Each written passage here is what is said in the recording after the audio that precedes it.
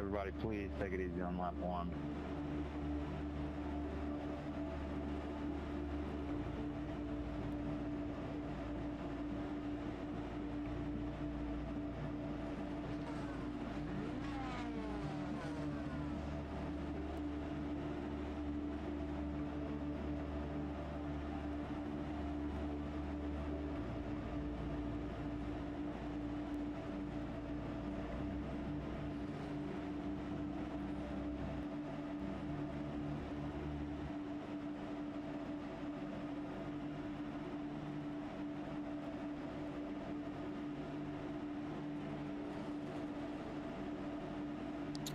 Welcome, everyone, to the CART Iowa Twin 200s coming up tonight.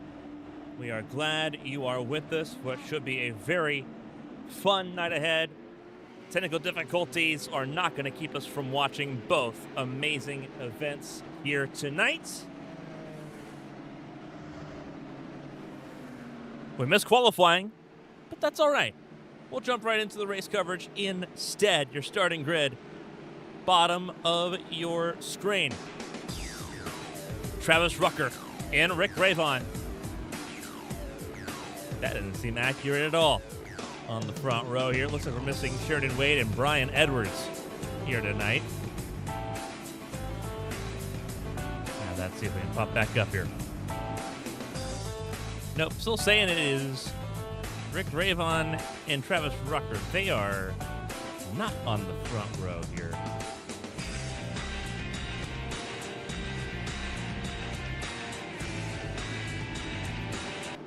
Let's break down the actual starting grid for you. So we'll go visual here. So you got Sheridan Wade and Edson Santos at the front of the field in your front row tonight. Row 2 is where you'll find Brian Edwards and Rick Ravon.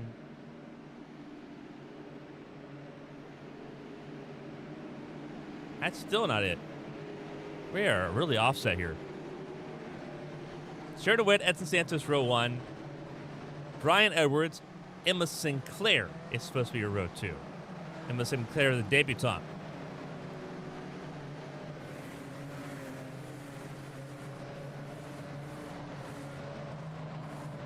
All of that seems so incorrect. But the green flag is out in trouble immediately, and that was Santos.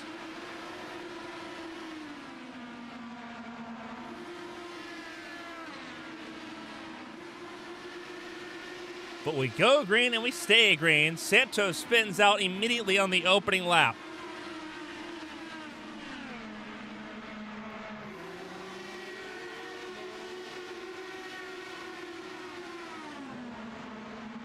And now our running order is correct. We said technical issues were not going to hold us back. They definitely tried.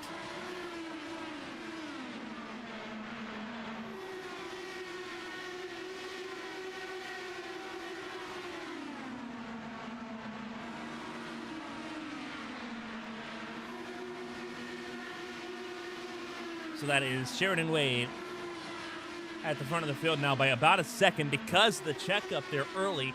Emma Sinclair in second, Brian Edwards in third, Andrew Fay in fourth.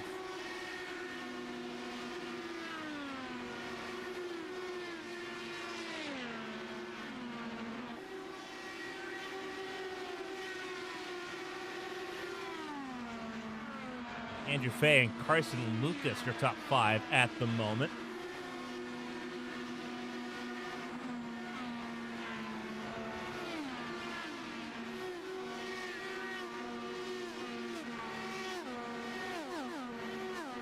But we avoid an early caution. I think that was the most important aspect of that.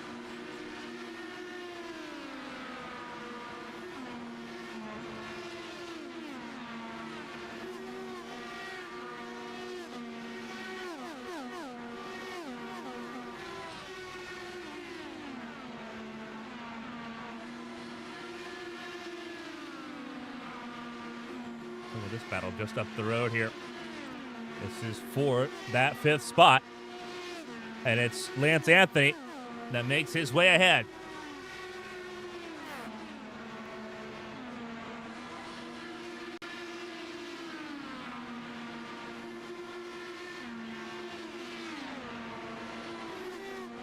Carson Lucas trying to keep position here.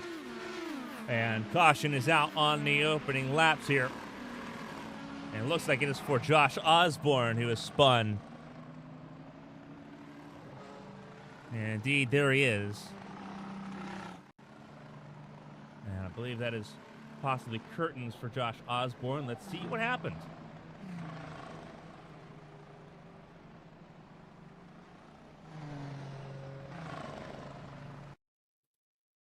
And this is what happens.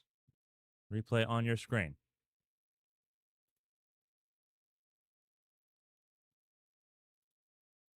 Josh Osborne.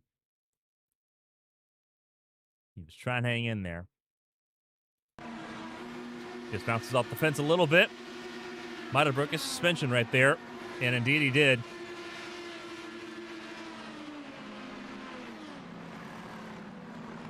He gets it down to the bottom of the racetrack without any further issues. But unfortunate start there for Josh Osborne.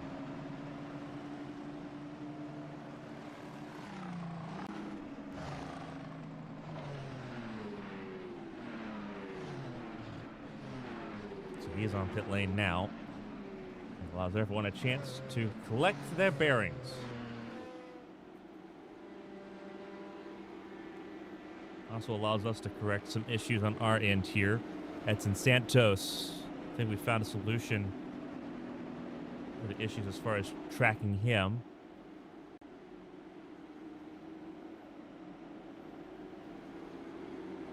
At least that is the hope that we've done.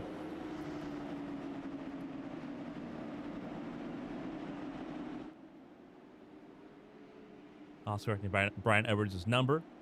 He keeps kind of going back and forth between the 2 and the 3. Hopefully he's picked side, whether it's Team Newgarden or Team McLaughlin. There's someone on this list that does not have a number. I'm trying to see who that was. You're further down the running order. 26 cars running at the start here. Byron Jones is the driver that did not have a number. We did not realize he was racing tonight. He's in the 44.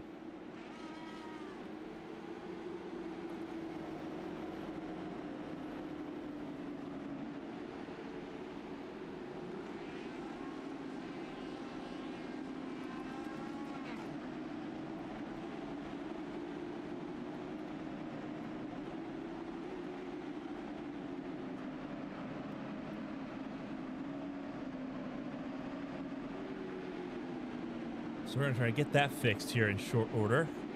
Bear with us for just a moment as we work on that.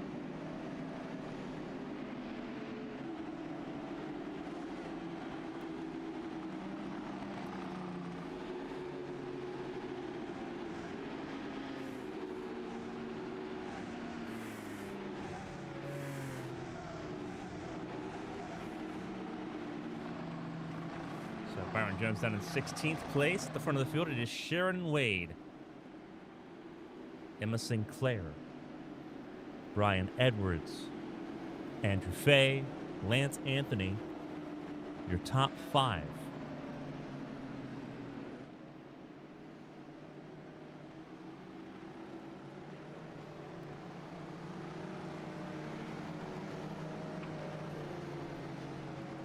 Lights on the pace car out. We're getting ready to go racing here. Pace car comes down pit lane.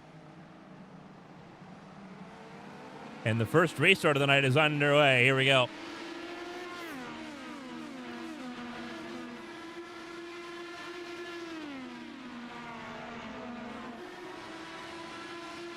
Pretty good launch there for Sheridan Wade, Emma Sinclair.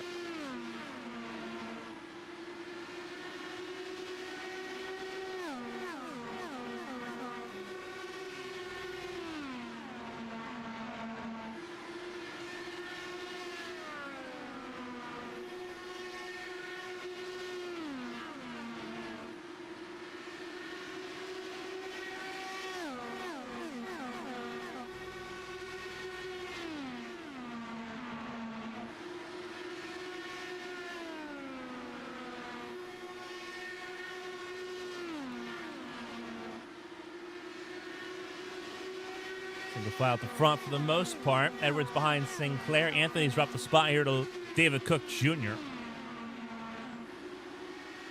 We'll zoom out a little bit. These cars running pretty quick here around Iowa Speedway. This is modern Iowa. For those that are not used to the racetrack, we don't come here very often on ABN Studios at all.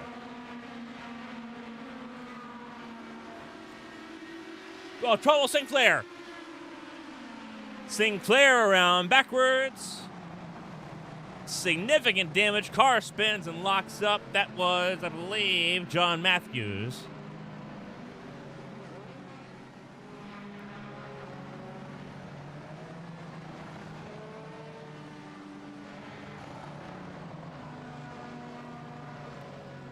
And so caution is out for the second time, and I think Sinclair's race 1 might be done.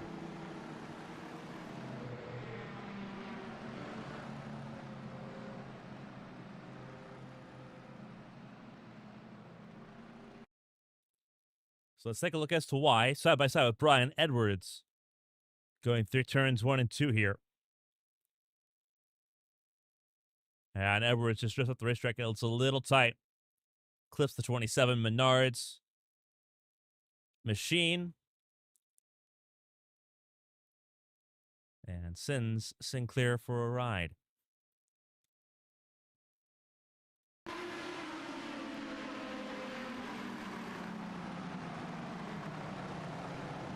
Matthews goes for a bit of a spin there, trying to avoid having issues become worse. And away we go.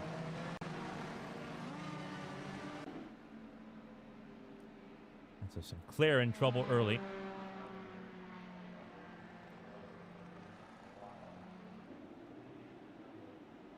And we're under caution again in quick succession, second time in this event. 2 95-lap races tonight. Gives a chance to catch our bearings here. Hopefully. Technical issues still being worked out in the background, so we appreciate the patience.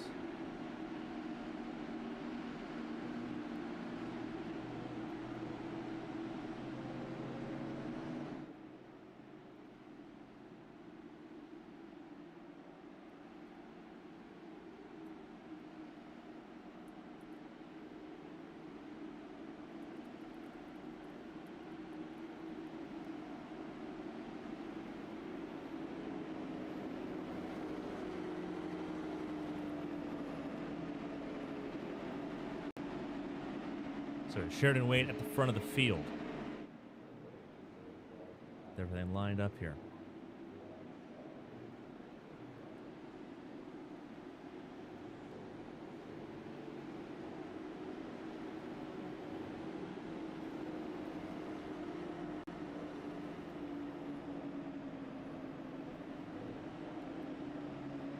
Sheridan Wade, Brian Edwards, Andrew Fay, David Cook Jr., Lance Anthony, and Carson Lucas, your top 6.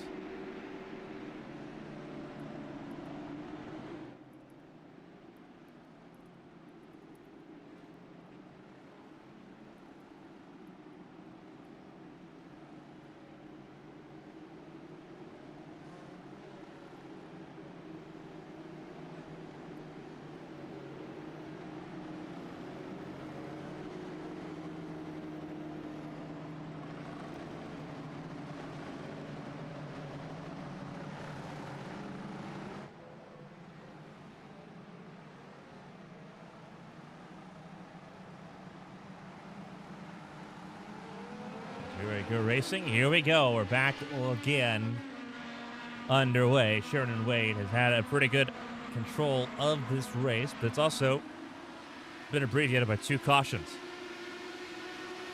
Here comes Brian Edwards following that contact with Sinclair. Tries to find a way around the race leader. Got tight again. Almost got into the back of Sheridan Wade.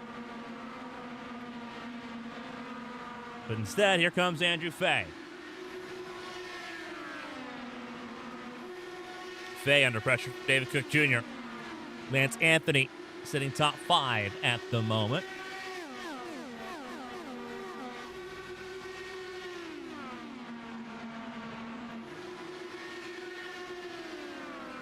Two cars that are in trouble. Colin Flukager, our third caution. The Ottawa, Ohio native. Not having fun in the Midwest here. Flukager in a lot of trouble.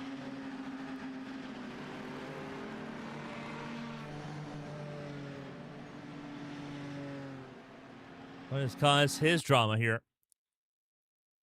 Again, outside lane. Looks like a car gets tight and drifts up into him. That looks like the slimmest of contacts there. And that looks like Blue Jade. Nope, that was not Blue Jade. I was completely off on that. Car in front. We apologize. Travis Rucker. That too is in trouble. And there's some significant trouble there.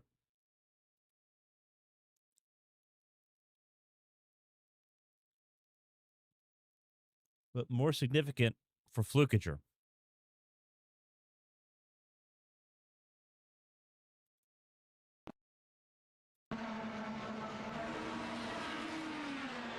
Happens fast here.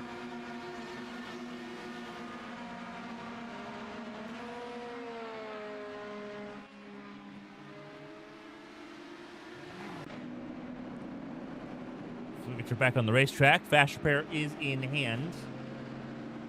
We do have 2 retirements to report. Josh Osborne's day is done. So is that of Emma Sinclair. Despite both of them having fast repairs, they have elected to not go forward tonight in this opening duel.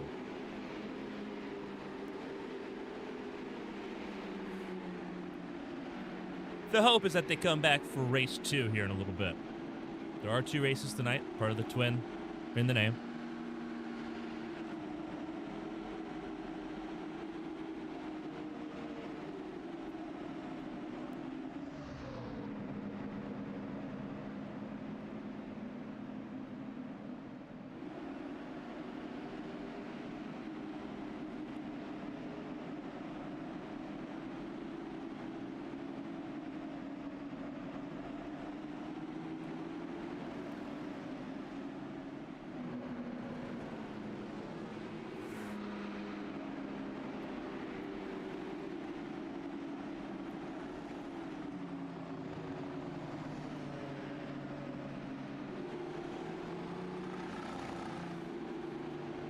Flukager in trouble. Witzel is down pit lane again.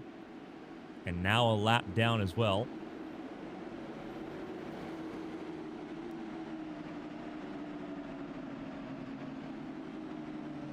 And he'll get the tail end of the field a lap down now.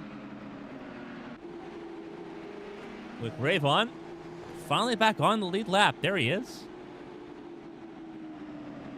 5-time race winner this season. Did not have a great time last week at iRacing Super Speedway.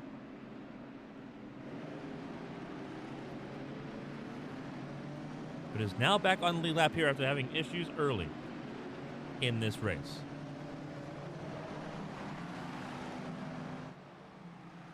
Sheridan Wade at the front of the field once again over Brian Edwards and company. The green flag flies and away we go. 3rd restart tonight.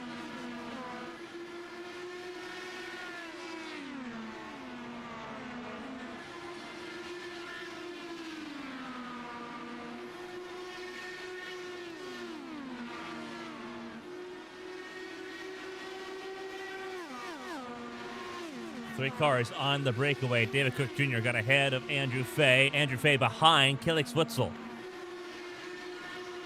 And that's going to irritate him, being held up by the lap down car. Not sure why Witzel went a lap down. He hasn't been involved in any issues, at least none that I can report. In that 22nd position, Edson Santos comes down, but trouble. Whoa! Andrew Fay in trouble. Mid-corner.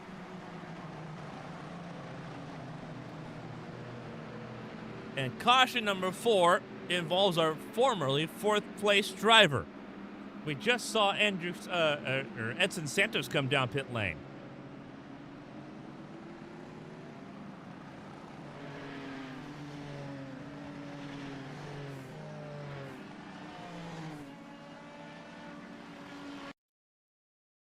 And this is what happened. Lance Anthony getting around Kalex Witzel as well. This is the drive into turn 1, and I don't think he realized who was there. Anthony was to the inside. I think he tried arcing it. We'll have to take another look here from high above. But that looked like he was trying to clear for the corner, and Lance Anthony had gotten to him. Too far out. That's going to give us a good look. Does Anthony move up, or does Andrew Fay move down? 100% Lance Anthony does not move up. He was going for the corner. I think Andrew Fay thought he was clear. And instead, the Knoxville native finds his way to the barricade here in Iowa Speedway in pretty significant fashion in that battle for 4th place.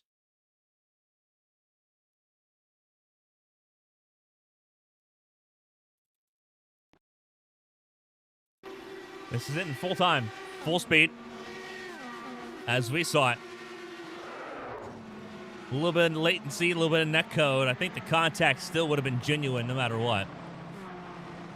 With how close they were racing for that 4th spot, I generally don't think he was sighted for Lance Anthony being on the inside lane there. But Anthony was taking the normal line to the entrance to turn 1 to the white line. Andrew Fay was just a lot sharper, thinking he was already clear.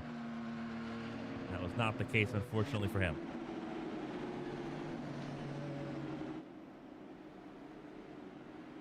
And so here's your top 5 after 34 laps. 4 cautions here in Iowa.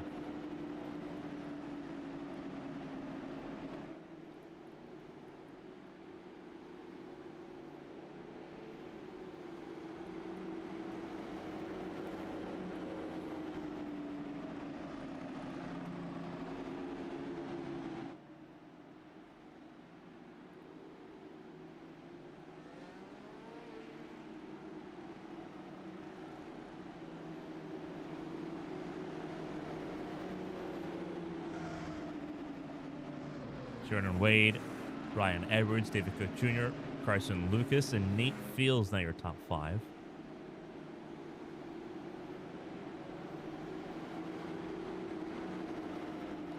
Nick Cressy. Rough day at the office in Kentucky last night in the ABN Champ Car World Series. Currently having a nicer night here in Iowa, up to the 6th position. Matthias Marcomini in 7th. Also a rough night in the office in the ABN Champ Car race last night. But they have cycled forward.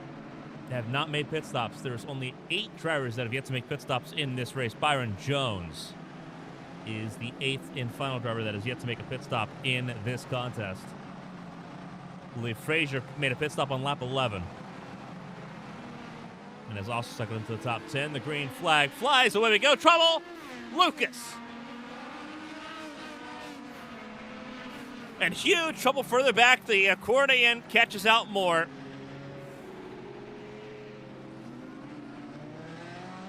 Rick Ravon involved. Keel Aldridge involved. Blue Jade involved. William Rucker involved. Blue Jade already on pit lane. I think that was the driver we saw flipping up and over.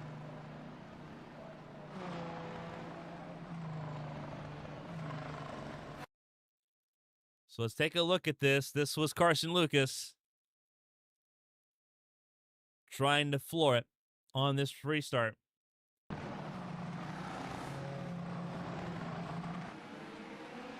And just immediately loops it under throttle for the first time. Really good job by Nate Fields to avoid making contact here, but it checks everyone up unsighted. It wasn't Blue Jade that caught air. It was John Matthews that did.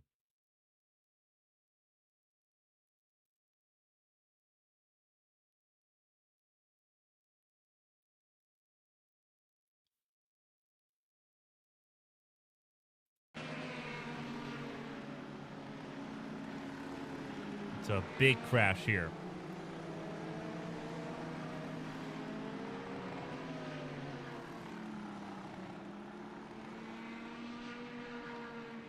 Byron Jones, Rick Ravon, Carson Lucas, John Matthews, Blue Jade, and others involved here tonight in this, our 5th caution of the night.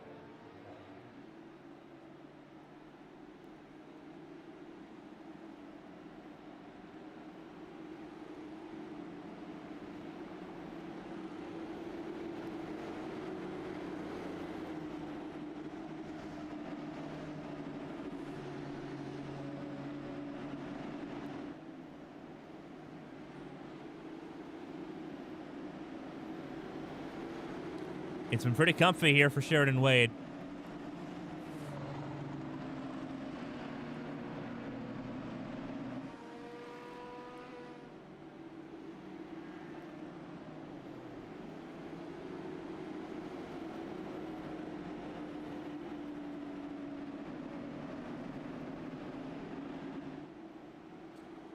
Sheridan Wade's led every lap so far in this race. David Cook Jr. now up to 2nd. Cressy up to 3rd. Nate Fields 4th. Mark Amini is also yet to come down pit lane. He's in 5th.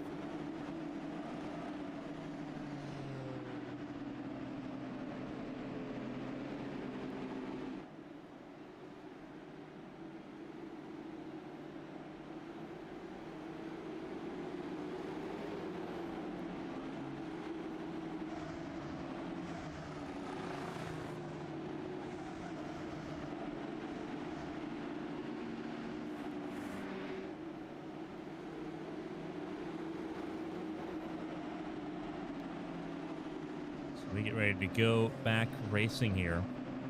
Only 5 cars yet to come down pit lane.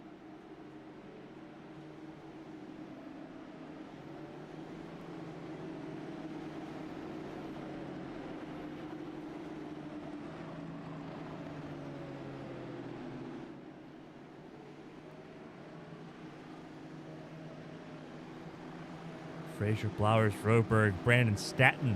First time in the top 10 tonight. Travis Rucker rounds out your top 10 after having an issue earlier in this race. Pace car pulls in. It's at the hands of Sheridan Wade, who goes now. And 5th restart's underway.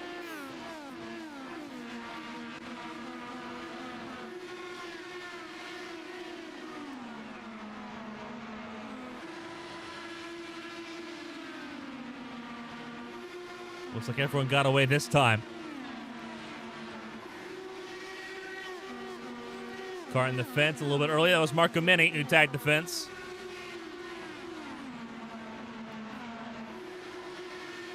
Mark Amini had a rough 2-for-1 combo last night. The Buenos Aires native crashing into Edson Santos on lap 1 in Kentucky. On the final lap, crashing into Nicholas Cressy and Bryce Saucier while a lap down.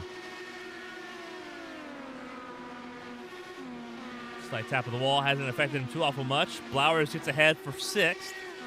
And your reigning kart world champion will try to close in.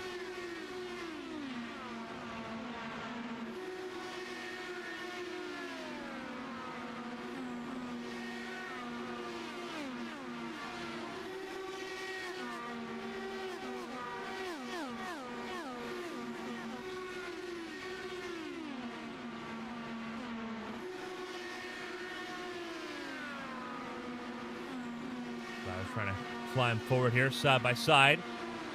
Calix Witzel and Brandon Statton. Sorry, Calix Witzel and Travis Rucker. Brandon Statton is who they're trying to get around. They just can't get around each other first. Lance Anthony will get around Travis Rucker as well. A lot of fast repairs used in this group. William Rucker, the 77, on the racetrack as well. Brian Edwards down to 14th place. Cressy, fastest lap of the race, 17.06.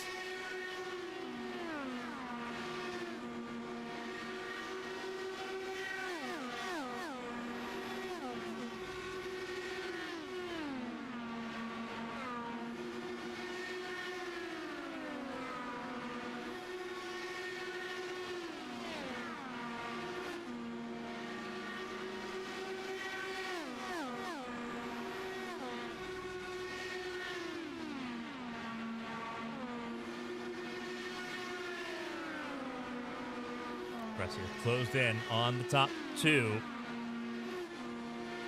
And now it's a four-car fight. Nate Fields in that conversation now, too. Nate Fields in the 57. A little bit of latency there for Cressy as he took a look at David Cook Jr.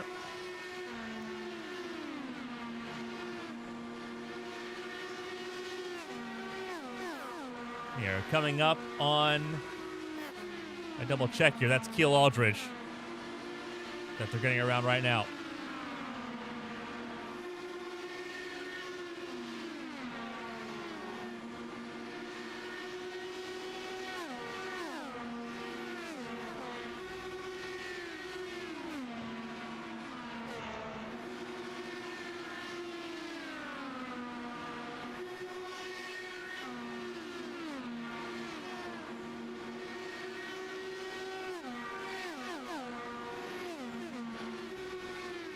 Another piece of contact. That is William Rucker and Carson Lucas on the front straightaway. No, it's on the back straightaway. Excuse me. What happened here? They were side by side.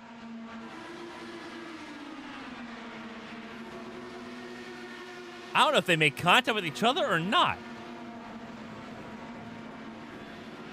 Obviously a violent crash on the back straightaway, drawing the caution for the 6th time.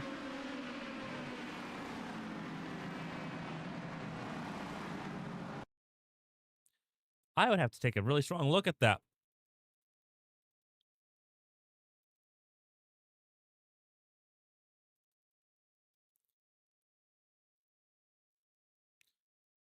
I think Carson Lucas just gets tight. 100% he does.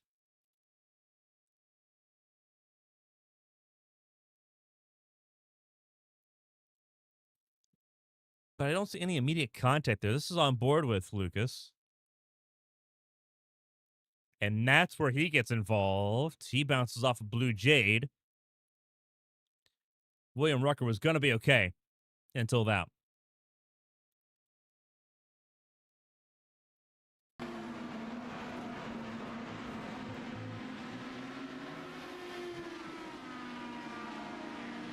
And now both of them in trouble. And for William Rucker, who had already used a fast repair, not a great time for him. A few cars did come down pit lane finally. Sheridan Wade, Nick Cressy, Nate Field, Matthias Marcomini. They are now at the back of this field, down outside the top 10. David Cook Jr. stays out. He's the last car that needs to pit, and he leads the way.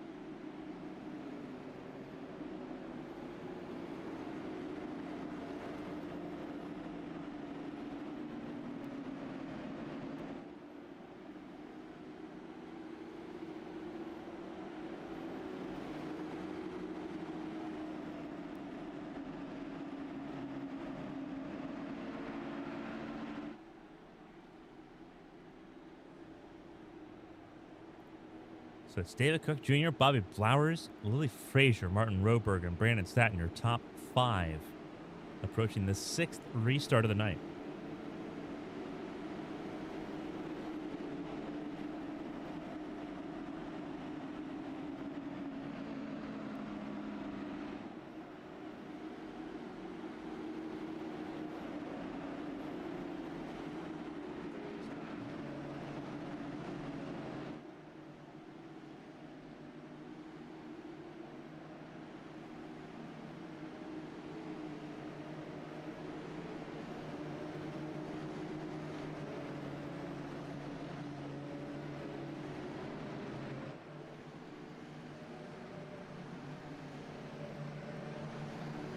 This will be interesting to see how things plan out. First restart, Sheridan Wade has not been in control of. Everyone waiting in anticipation, and here we go. David Cook Jr. gets us going. A little bit of wheel spin from Willie Frazier. Bottlenecks those behind third place, but we're underway. And it's Anthony and Brian Edwards. I was looking at Byron Jones, who's just behind there in the ninth spot. Brian Edwards, here we go. In trouble immediately for Edson Santos. Nate Fields in trouble. And this could be trouble. And a caution will have to come out here. Everyone had to scramble for Nate Fields. And Edson Santos out of turn 2. And everyone having rough races here.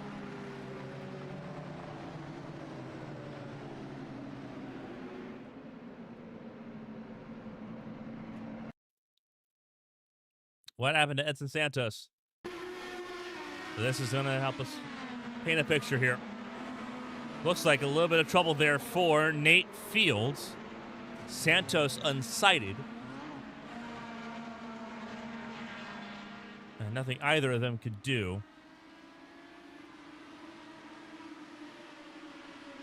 And the leader's almost unsighted as they approach the turn 2 accident site.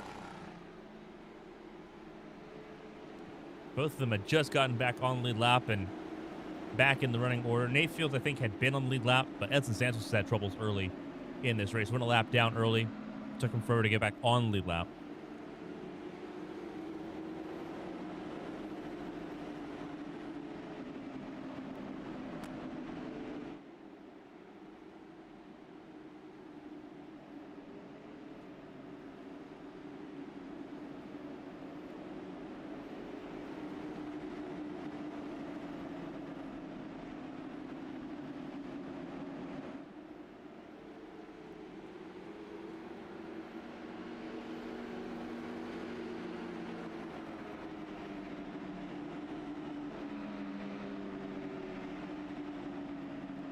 And David Cook Jr. decides now's the time to come down pit lane with about 33 laps to go. It is your reigning Kart Series champion, Bobby Blowers, ahead of Willie Frazier. Martin Roberg in third. Lance Anthony in fourth. Brandon Statton will move back into the top 5 here. Brian Edwards sits in 6th. Travis Rucker in 7th. Byron Jones, Calix Witzel, DJ Trout, and Sheridan Wade. Your top 11 here.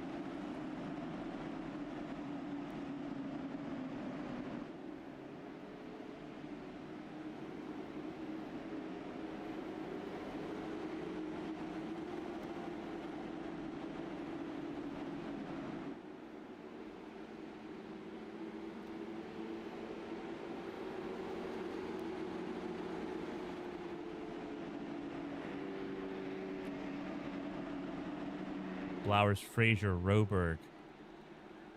Normally it would be teammates. Not tonight. Frazier, part of Woofle Motorsports. Roberg and Blowers, their teammates for Orlando Outlaws.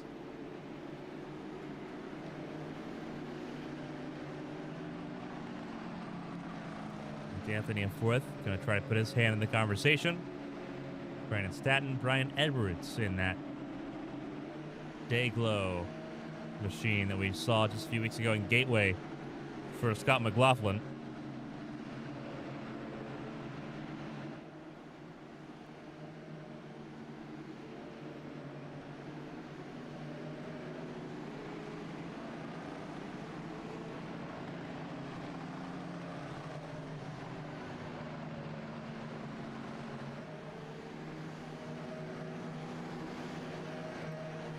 The revs begin to climb a little bit as we're ready for this next restart, our 7th of the night.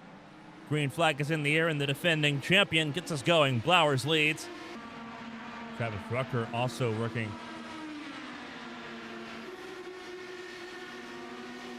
Byron Jones. Jones up to the 6th position already on this restart. Calix Witzel in 8th. Battling right now, DJ Trout. First time we've said his name out loud tonight. DJ Trout on the charge for the 93. Sheridan Wade down in the 10th position. Flowers and Frazier front of the field. Groberg holding on to third spot for dear life. Lance Anthony tried to find a way around. Couldn't quite. Got close, but not close enough.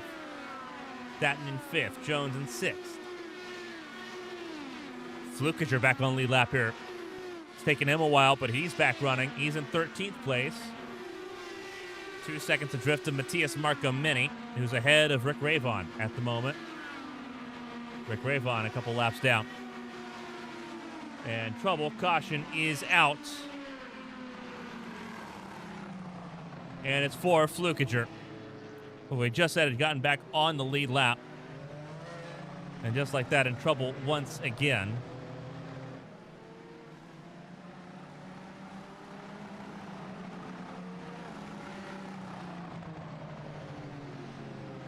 And it looks like it's Flukiger and Witzel. Looks like it starts with Calix Witzel. So let's see what happens here. This would have been the battle with DJ Trout.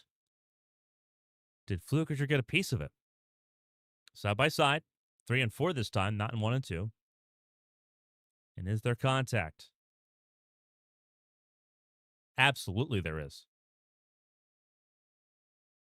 And Trout kind of just uses up the O2 here.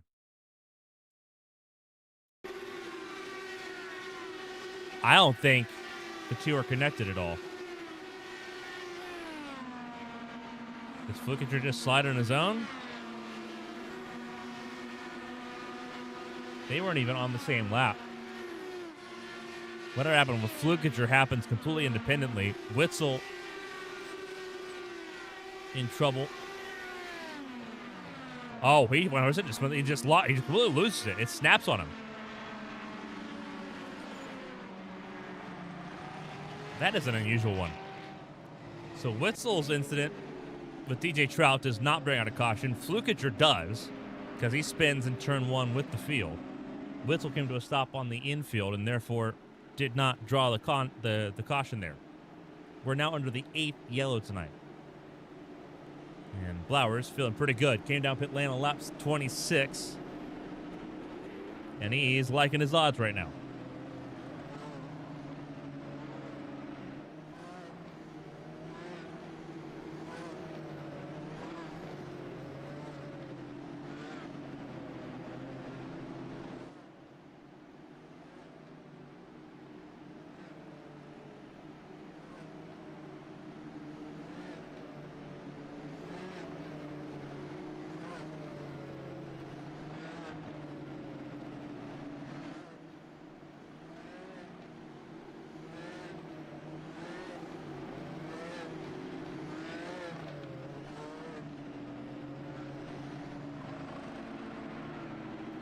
Approaching 20 laps to go. And this is race 1. There are 2 races tonight.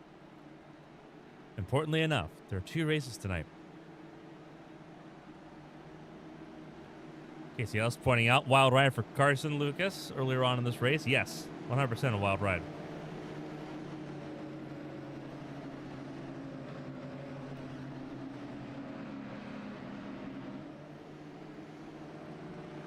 Will be going green with 21 laps to go.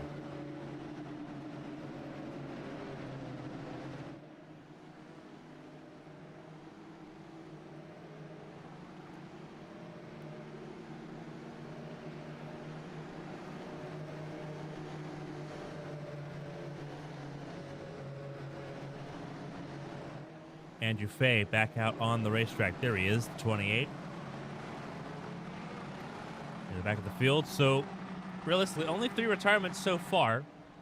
As the pace car comes in, and Bobby Blowers goes immediately. Away we go.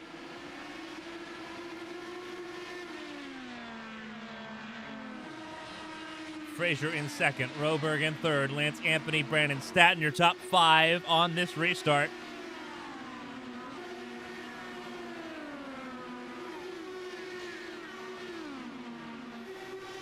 Ravon having a rough go of it tonight. Here comes Lance Anthony. Will he be denied third this time? No, but there's always a but to it. Here comes Martin Roberg. He wants that third spot right back. Anthony's going to hold on for this third spot, though. Swept around in turns 1 and 2, and we'll hold on to it here. Anthony on the podium.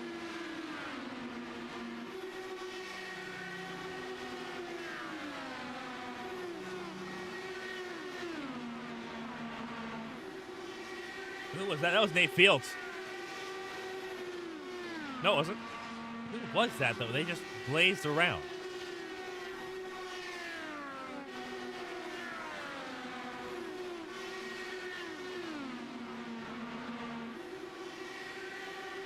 That looked like it is Flukiger, I think, that they're blazing around. It is. It was Flukiger. We saw it for a moment, but Flukiger's having a rough night. He's just rolling around the racetrack trying to complete laps here, which is fair. Let's give it a complete effort here. 16 laps to go.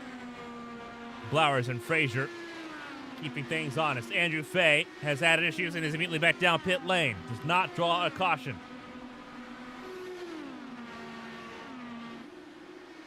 Woodburn, our ninth, had it done so. Instead, Andrew Fay does the quick thinking and avoids a ninth yellow. Would like to get us to race 2, so we appreciate his effort there. Anthony in 3rd, Roberg in 4th. Brandon Staton holding on to 5th place. Byron Jones on the charge. Sheridan Wade up to the 7th position, your pole sitter. Talk about the laps he led. He led 54 laps, and they were all consecutive. And he's in trouble! Trouble! Huge crash! Oh!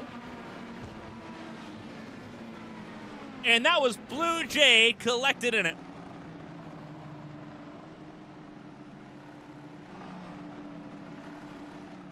Huge trouble on the back straightaway as we were approaching 12 laps to go. We had just mentioned Sheridan Wade had been dominant in the early portion of this race. And now he will watch the rest of race 1 from this exact pit box. An enormous crash. And he just snaps loose. I don't know if he tagged the wall. We'll see here. Does he tag the wall out of turn 2, or does he just drift up and snap? Looks like DJ Trout had tagged the fence. Wade does not. This is his first contact, and it's a violent one. Marco Mini, extremely lucky to not have been collected there. Blue Jade, not so lucky.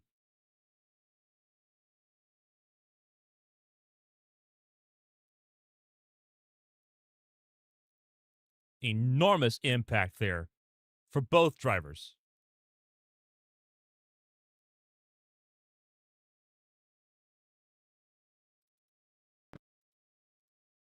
On board with Blue Jade, this is going to be a very big jump scare for the 03. You can only do so much about it.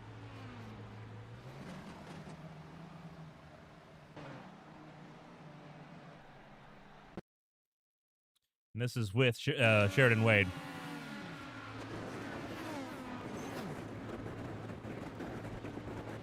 Not a whole lot you can do in that situation at all.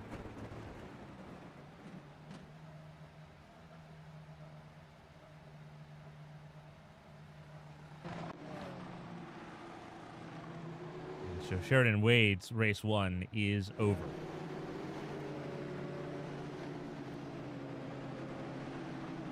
Frustrating for Sheridan Wade, and understandably so. Will be less than 10 laps to go when we go back racing our 9th restart of the night.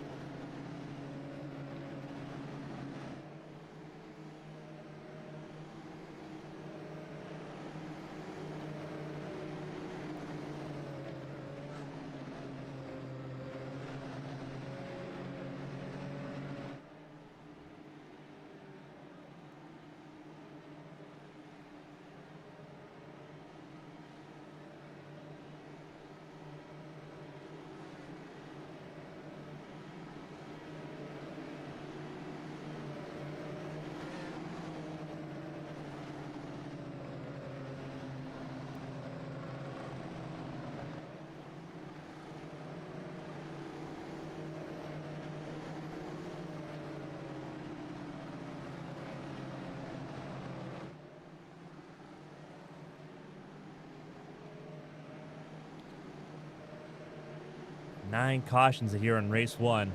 It has been a difficult one.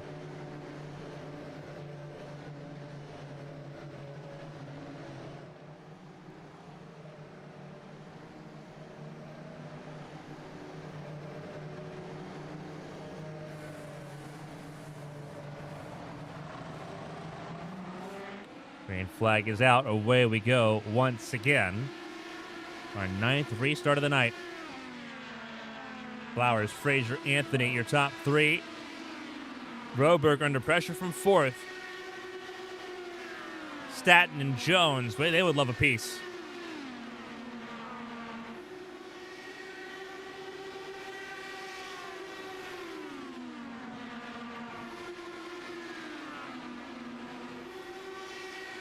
Car in the fence, DJ Trout. Trying to hang in there, battling with his teammate Byron Jones. They'll be 3 wide across our finish line.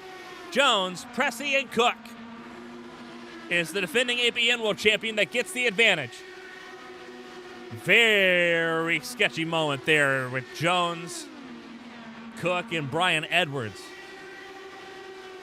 And trouble, Brandon Staton. Huge crash on the front straightaway.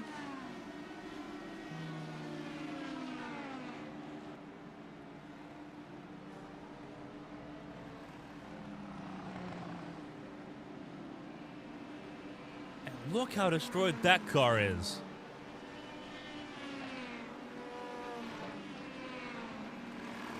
We were approaching 5 laps to go. And this is what happened to Brandon Staton.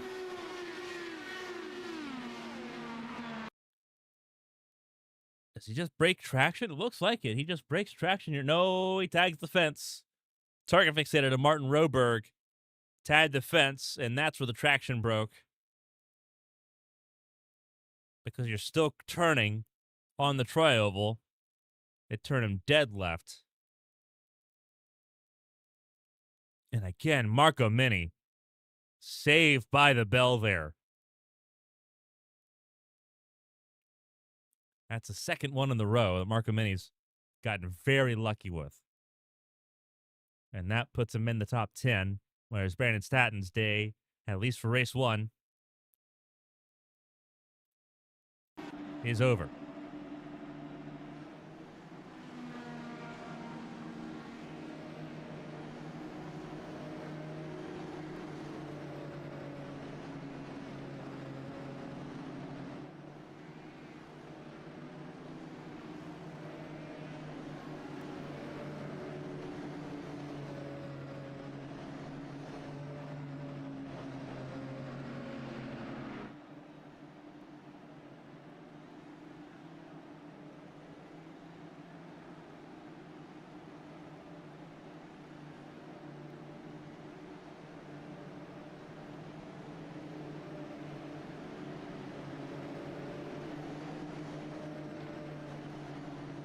So Flowers leads the way for what will be, I believe, for the first time since Texas, I believe this is ABN Overdrive.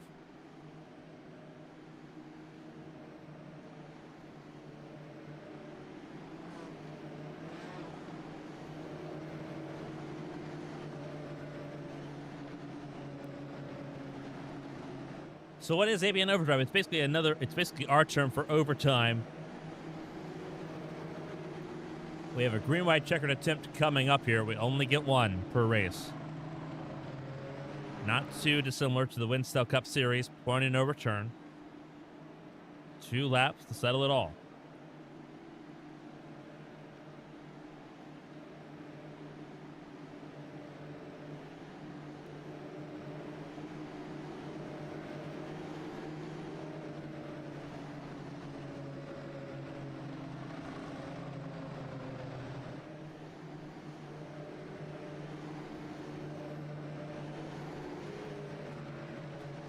Flowers, your race leader over Lily Frazier. Lance Anthony up in the top 3 here.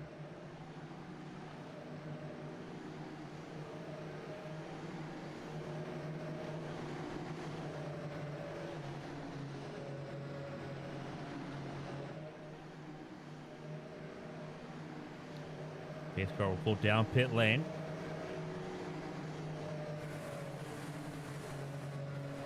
And it will be showtime. Green flag flies, away we go. Roberg with the slow restart in front of his teammate DJ Trout. Checks up everyone back here for this 2-lap sprint to the finish. Top 3 well and truly clear. As we approach the white flag, 1 lap to go in Iowa for race 1. Flowers, Frazier, Anthony under a blanket, everyone else under a blanket behind. Roberg trying to hang in there. Tagging the fence there for Trout.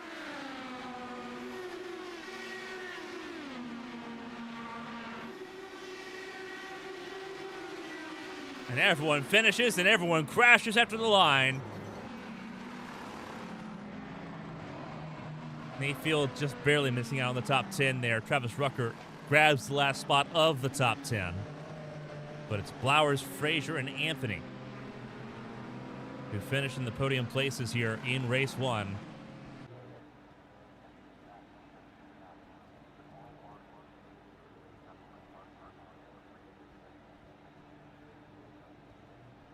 So your top 12 looks like this.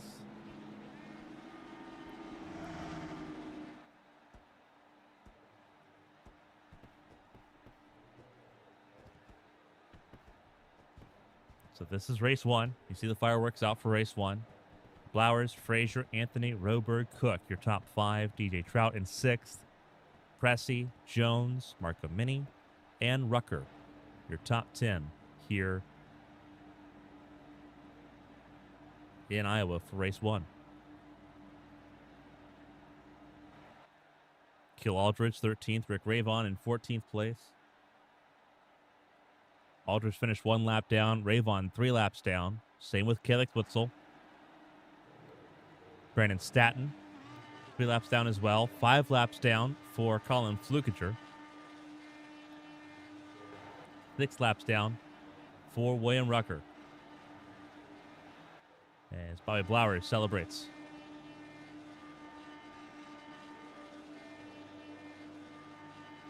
Not a lot of burnout smoke there for Bobby Blowers.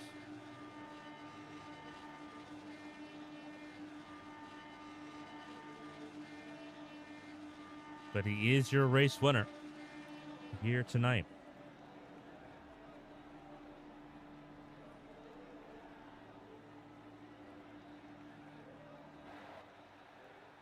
That is going to do it here.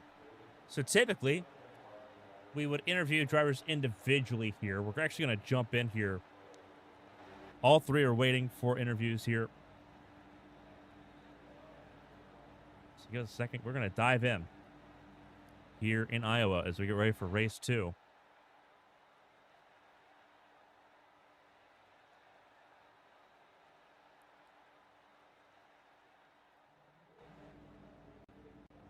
All right, everyone.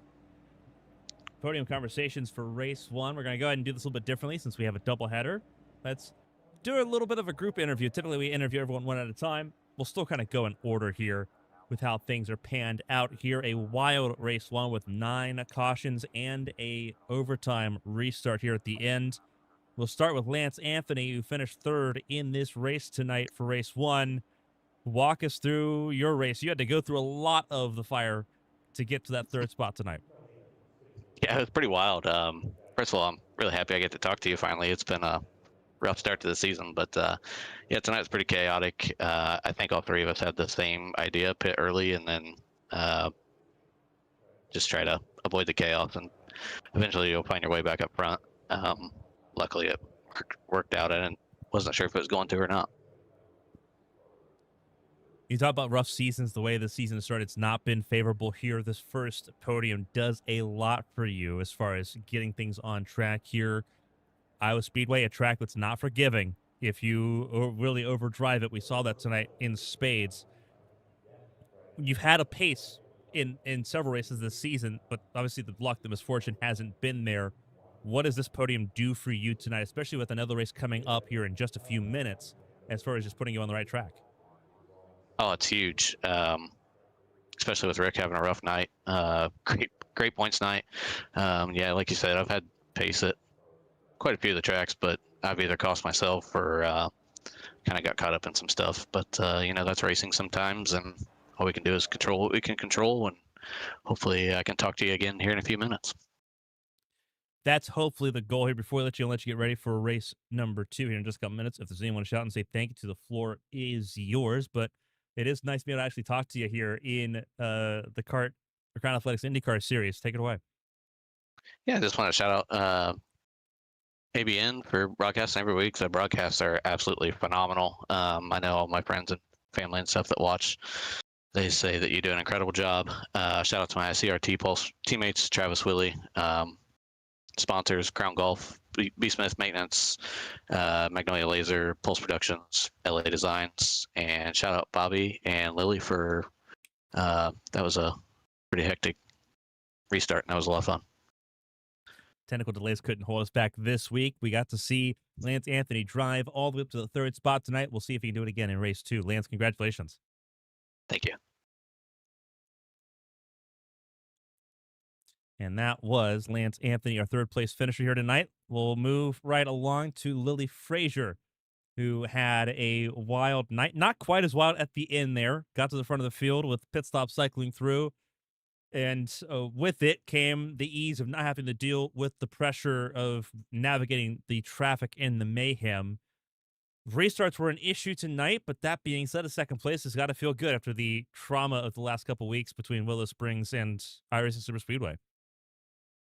Yeah, no, 2nd's nice. I mean, to go from 3rd last week to 2nd here after 2 rough races at Willow Springs and Gateway, I'd take it. And gaining points on Pressy for Rookie of the Year is always a good thing. Just get closer to competing for that as we go on.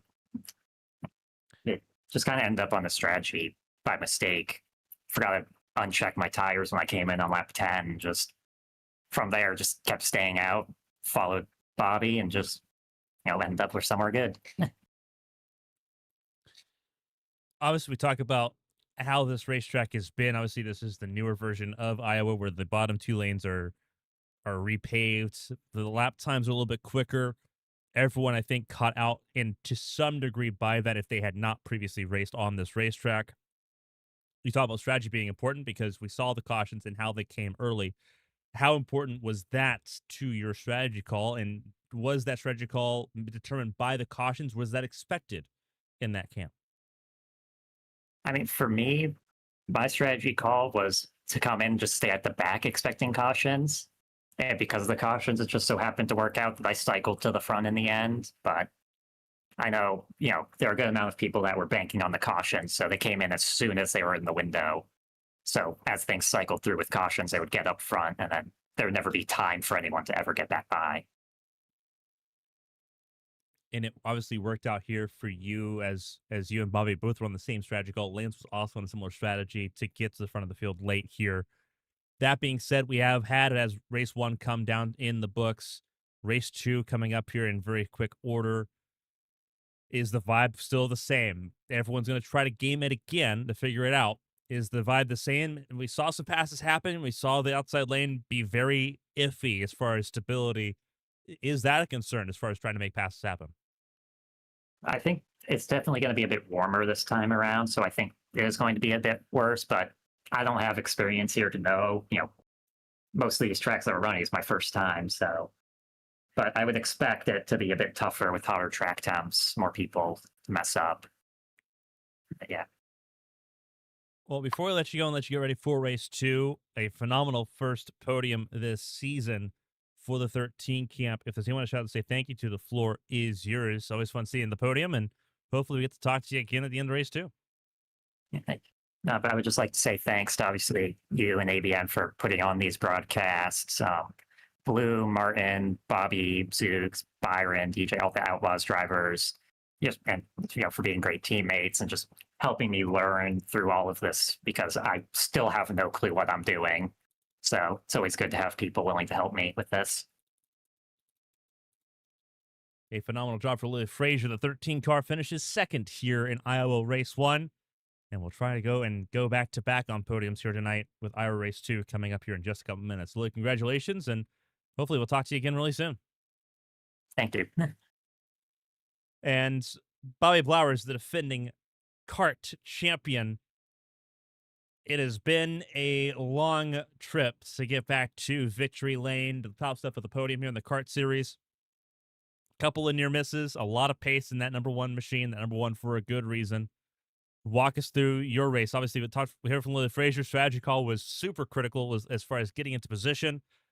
But that one car had some pace, had to make some passes tonight to get in that position. Walk us through it. Yeah, it was just chaotic from the start. I knew with how tough it was going to be to pass, especially in the night. It was just going to be whoever could get on a strategy that would get them good to the end first. I think I pinned on like lap 68 or something, somewhere around there. And I was a little short there for a little bit, but after the couple of yellows we had, I knew that I was going to be good. Then from there, I was just trying to protect the tires a little bit until the cars ahead pit. And then once they pit on a yellow with about, I think, 30 to go, 40 to go, somewhere in there. Then from there, I was just trying to set a good pace in case it went green, because I knew on the fresh tires there was going to be a pretty good chance that they were going to get back to me. But honestly, I think the yellows interrupting that kind of helped me a little bit there throughout that last portion of the race. I mean, with Iowa, 9 cautions here, you take the help you can get to just survive. A race win here helps significantly as far as the championship goes. You go from being in range to now being in the conversation. Second place in the points now is where the number 1 car sits. Everyone trying to catch up to Rick Ravon after his 5-win-in-a-row streak set the board pretty high. Iowa looks pretty good. He had trouble here in race 1. What's the optimism going into race 2, trying to go back and repeat it? Well, last season we had the day race first and then the night race, and I ended up winning the day race. So I'm feeling pretty good about going into the day race this time, just with the experience I have coming into this, and obviously coming off a win not even a half hour before the next one starts. That's definitely huge.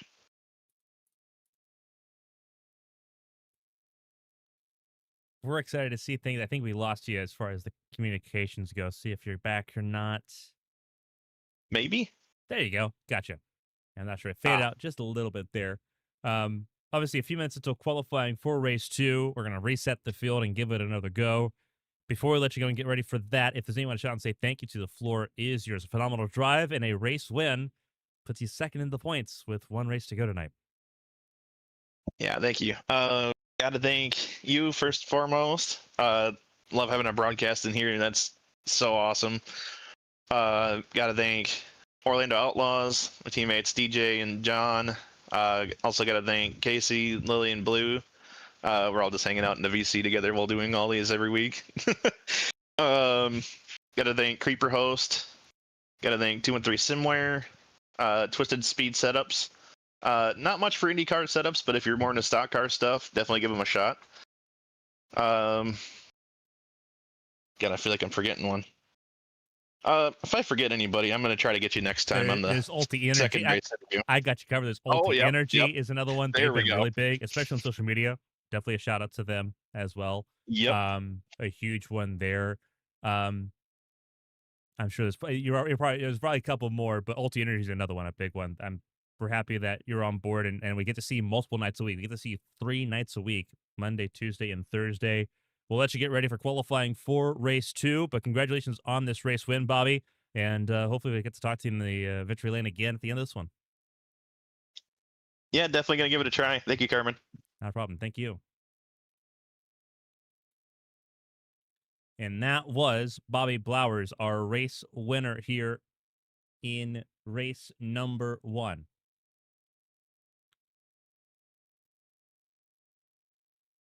And with that, we will step aside for just a moment to get ready for race number 2. Bear with us. There'll be more to come after this. The Crown Athletics IndyCar Series on ABN at Iowa. Stay tuned.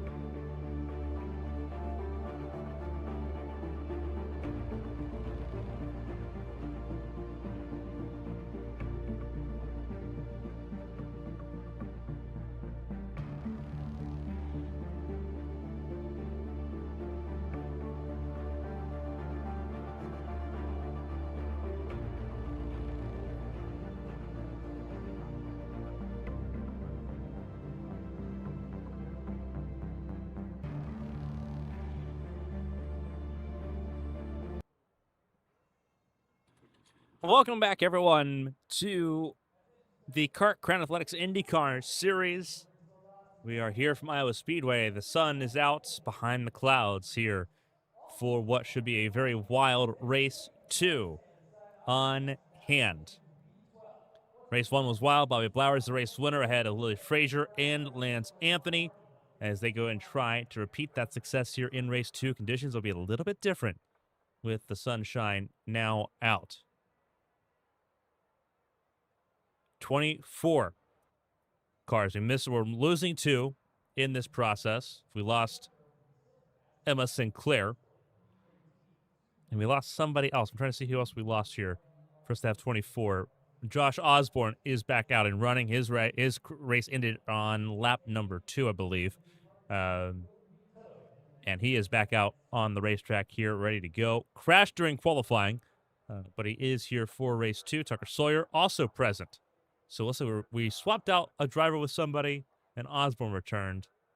So, but we're still at 24 cars tonight.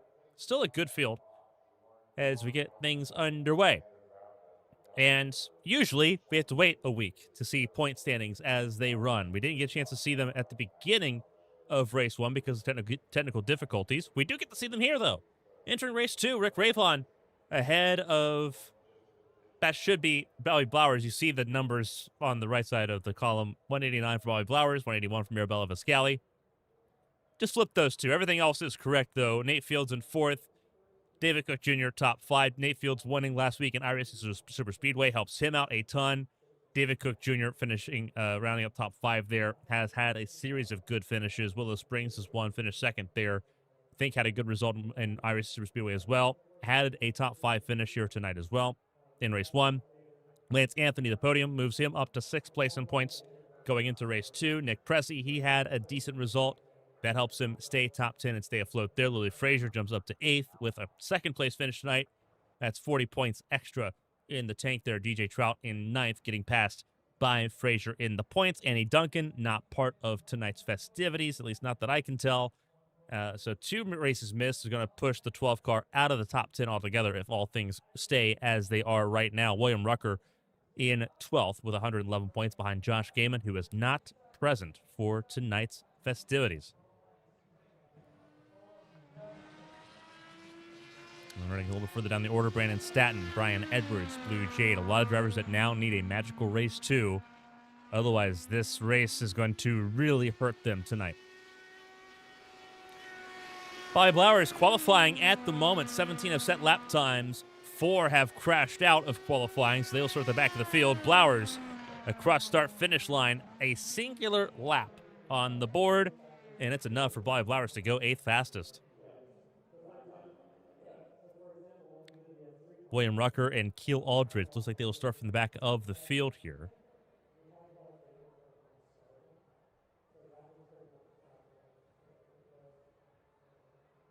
Giving everyone a chance to kind of jump in. This is how the field looks so far. David Cook Jr. and Edson Santos front of the field for race 2 as things currently sit. 18 drivers with lap time set. William Rucker, Lance Anthony, Josh Osborne, Colin Flukiger, Tucker Sawyer, and Keel Aldridge. Yet to set lap times. Sawyer, Flukiger, Osborne, Anthony crashing on their qualifying runs. William Rucker, Keel Aldridge have not joined the racetrack for their qualifying runs.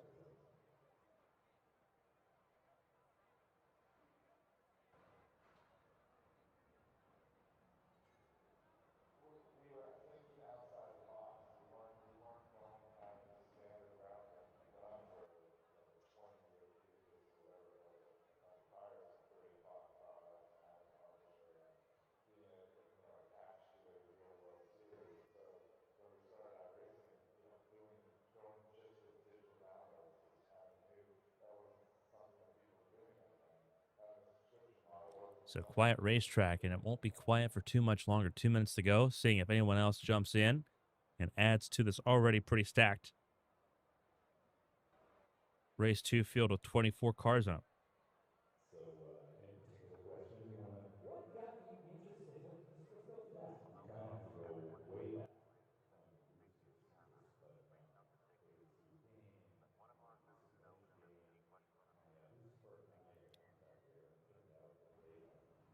Brazilian had a rough race. Edson Santos spinning on the opening lap, going a lap down, going multiple laps down, having to go and get those laps back.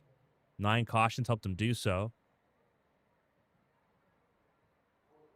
Hoping that from the front of the field that he can keep this one going and have a good start here. Qualified third for race 1. 2 spots higher here. Sheridan Wade, only 16th fastest here in race 2, despite having pole in race 1. His race came to a pretty quick end violently in race 1. Bounced off the inside wall, came into the path of Blue Jade. Took them both out for good in race 1. Blue Jade, 13th fastest in qualifying. But Edson Santos currently looks to be the fastest driver of the bunch, as the ticker ticks away. 39 and 35 seconds and counting now.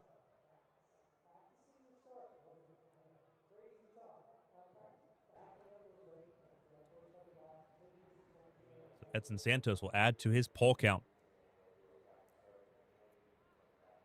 He had pole last night in the ABN Champ Car World Series in Kentucky. Got a penalty for jump start, and then his race coming to an end. We've talked about it before. Matthias Marcomini running into him as he was trying to serve a penalty. We'll see Santos on top of seeing him tonight. We'll see him again at Nashville in 6 days' time for the ABN Champ Car World Series event there.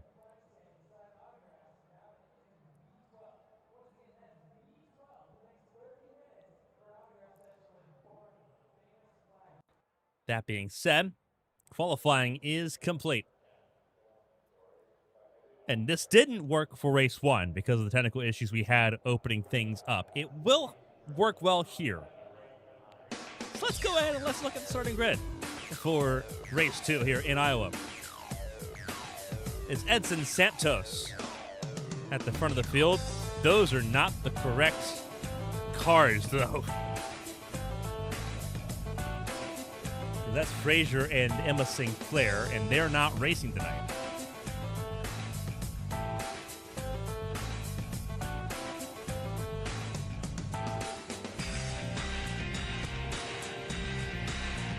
All right. Let's give that a reset and give it another go. The numbers are correct. Edson Santos, David Cook Jr. at the front of the field for race 2. Nick Cressy, Martin Roberg in row 2. Good qualifying effort from them. They finished well in race 1, dialed things in at the end when they needed to. We'll see what they can do in this field. Nick Cressy, Martin Roberg will be there 3rd and 4th on the grid. Can we get this working? There we go. We already went through the first 2 rows. Let's go through the next few. Willie Frazier, there she is. She's in row 3 alongside Brian Edwards. To make up your top 6, Brian Edwards not happy with how race 1 went, hoping for a better race 2. We'll see how things pan out. Visibility seems to be a little bit worse with the haze here in Iowa. But hopefully the hotter racetrack means that it spreads out a little bit more. Rick Ravon, 7th fastest in qualifying. He's alongside the defending kart champion and race 1 winner, Bobby Blowers, starting 8th tonight. Kelix Wetzel and Matthias Marcomini. The Argentinian starts on the outside, row 5. Wetzel hoping for a better race 2. He finished race 1, but was laps down in the process. Andrew Fay, Byron Jones, row 6 is where you'll find them here tonight. We'll see how they can do. Jones had a decent race, finished top 10. Andrew Fay didn't finish in race 1. Blue Jay also did not finish. Neither did Brandon Staton in race 1. DJ Trout finished just outside the top 5 in 6th.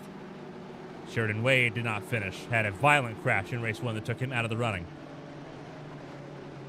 Nate Fields, Scott Watson on the racetrack here. Watson was not a part of race 1. He is part of race 2 here. He is in 18th place, though, on this initial start. Lance Anthony, Tucker Sawyer, they'll make up row 10. Did not set lap times. Both of them crashed in qualifying.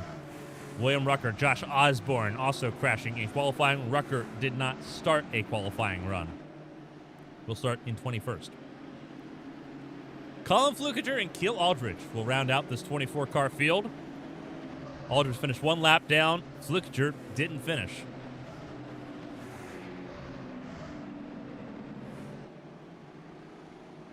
So we get ready to jump into it for race 2. 95 laps, same as it was for race number 1. It's the Brazilian Edson Santos at the front of the field. A huge shout out to the kart sponsors as we get ready for this opening lap of race 2. And hopefully with less cautions. 42% of the race in race 1 were under caution. We're hoping for better in race 2. The sun is behind the clouds. The haze is thick enough that you could feel it and cut through it. But race 2 is underway in trouble immediately. And that was Roberg with a spin across the track. Oh my goodness, the parking lot start finish. Everyone trying to get back rolling. And if you're on the outside lane, you were just about automatically involved and invited into that. So trouble immediately. And Martin Roberg's race going to come to a pretty big stop. He had a lot of damage on the rear of that car. Could not get rolling effectively. So what happened here?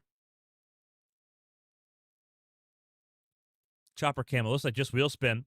We're looking at Martin Roberg for Orlando Outlaws.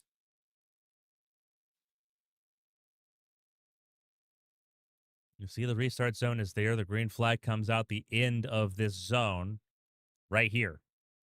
And everyone guns it. And it's not even Roberg, it's Pressey. Brian Edwards, he was already upset with race 1. I think he's going to have some choice words already for how race 2 has started. So Pressey involved in that. Will spin for the 94. Looks like Blue Jade spins to avoid being a part of any further issues. But trouble early. Marco Mini involved on the front straightaway. And you see the parking lot. Witzel's involved there. Blowers is involved. Looks like DJ Trout, or maybe no, that's Byron Jones also involved. No, that is DJ Trout, the 93. Tucker Sawyer slowed up and did not get a piece of it. And he's counting his stars on that one. So a few cars on pit lane. Roberg having to tow was the only driver that needed to tow in that process.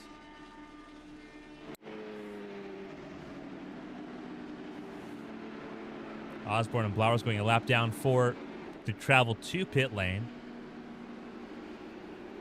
Marco Mini stays on the lead lap, it looks like here. Roberg goes a 4th lap down. Blowers and Osborne back out and running. So is Pressey. Actually, no, Pressey's still on pit lane. Not sure what's going on there with the 94. He should be able to roll out here. We're not seeing that. There's Brian Edwards. I keep saying Byron because we have Brian and Byron in the field. Roberg on the racetrack once again. Brian Edwards coming back on the racetrack. You saw the Dayglow car coming back on the racetrack. He is on the lead lap. Edson Santos surviving the opening lap in the opening melee. And the vibes are second verse, same as the first. At least to start this race in race 2. Kalix Witzel holds on to the lead lap. He is restarting this race in 20th position. He is the last car on the lead lap as well. Car's a lap down. Marco Mini looks like he is dropping back a little bit, so he'll drop to 20th place.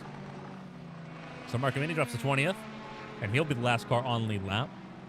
Josh Osborne, first driver, 1 lap down. Blowers a lap down. Pressey, he's been now in pit lane for 2 minutes and is also now multiple laps down, and that's going to make his race really hard to recover from.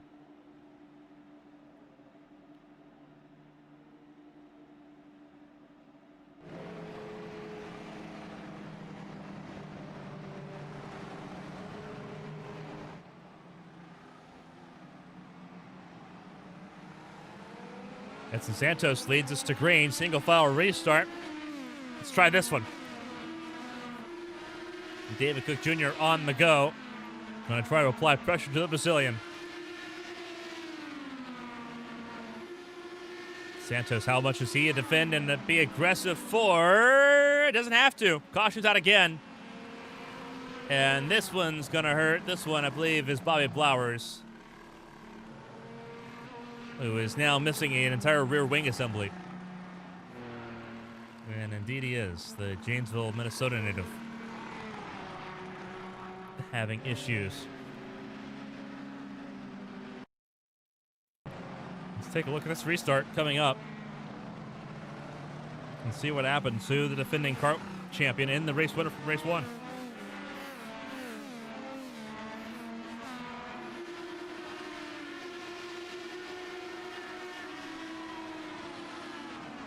Oh! Huge crash. And that was Brian Edwards that also got involved a second time, and he's already off the racetrack. Understandably so. Frustrated, not the word, not even an appropriate word. Blowers used a fast repair. So you normally would imagine that that wouldn't be the case. He was on pit lane for 22 seconds. Maybe he didn't. Maybe he didn't use a fast repair. Maybe he took the wing repair and thought that was it.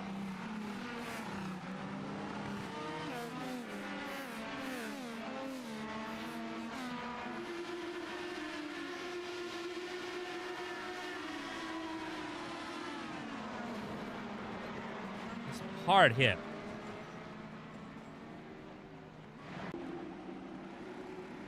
So it looks like with Blowers, he did not take his fast repair that first go-round because he is back on the racetrack here. I don't think he was aware of how much damage he had from that lap 1 incident.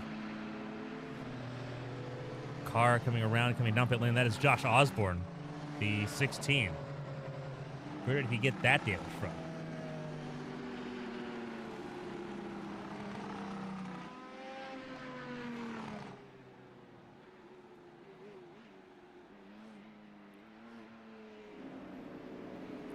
Second caution in 10 laps.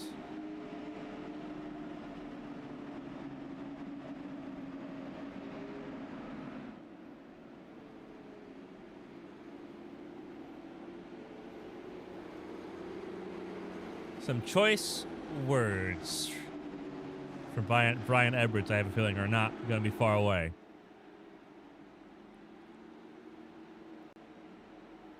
It's unfortunate, too. It's unfortunate because this race could be rapid. Just about 4 laps a minute. It's 17-second laps, 4 laps a minute. A little, I give it 68 seconds.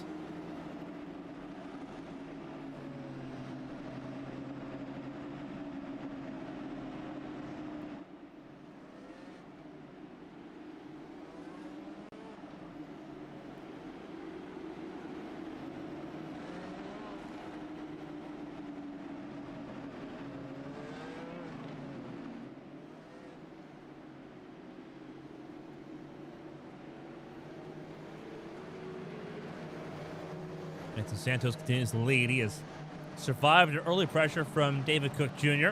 He'll try to do so again on this second restart. As we get ready to go, racing once again here in Iowa. Race 2 underway once again.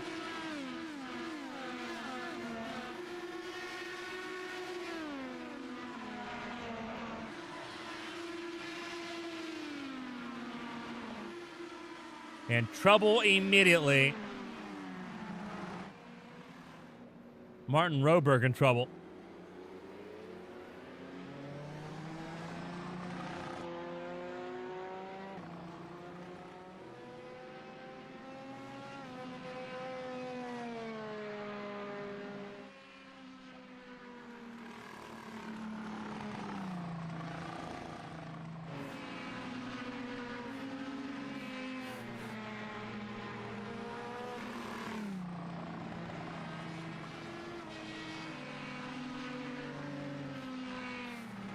Took a second to get the replay loaded up, but here we go.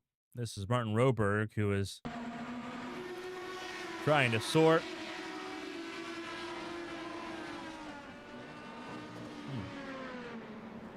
Hard impact there. Trying to see what happened. It seemed like he got behind Josh Osborne. Osborne was getting around him, it looks like. Oh, that's exactly what happened. Osborne got loose out of turn 4. Checked up. So it wasn't much to do with Roberg as much as it was with Osborne just getting loose and trying to save it.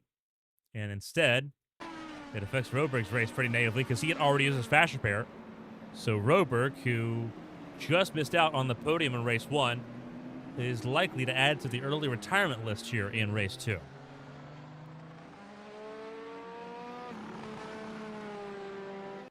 And I say that, he is bound the racetrack, but he is still wounded. So he still will need to come down pit lane. I think he's trying to get as many laps in as possible.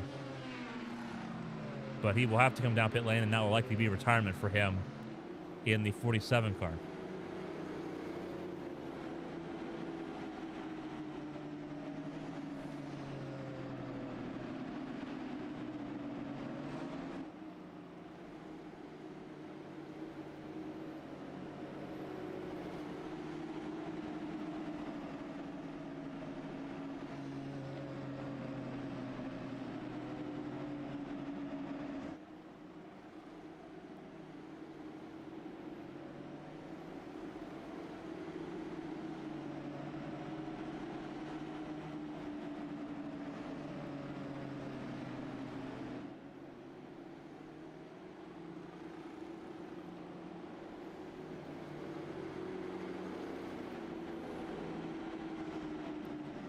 So Santos getting ready for a third restart here.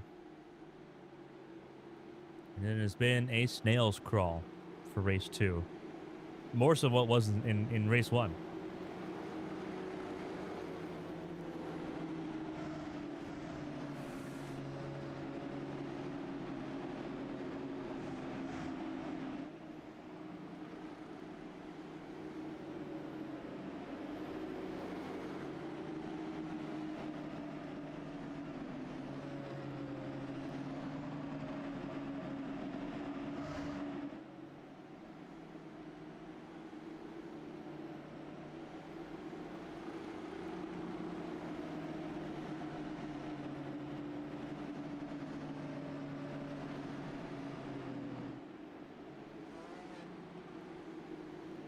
So Santos will do a third restart from the front of the field.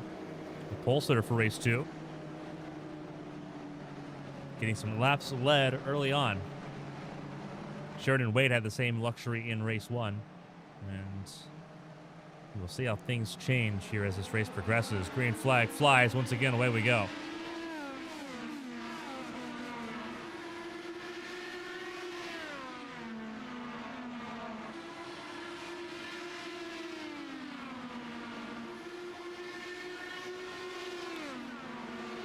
A little bit of pressure here. Here comes Rick Ravon.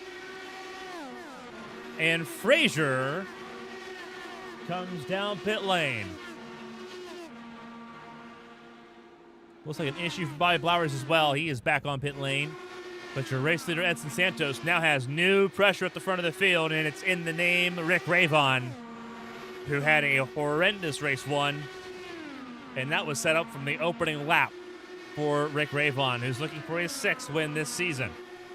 Didn't have a great time at Irish Super Speedway, but gets the lead here on lap 18 in Iowa, race 2.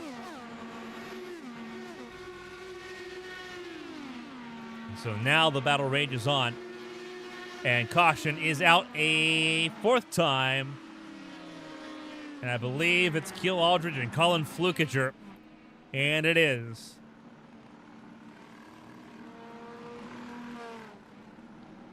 And that didn't make things any easier. Keel Aldridge there.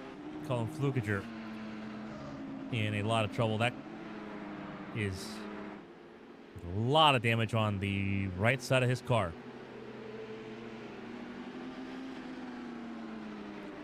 looks like it might start with Marcomini and Aldrich. So we're going to want to take a look at this one.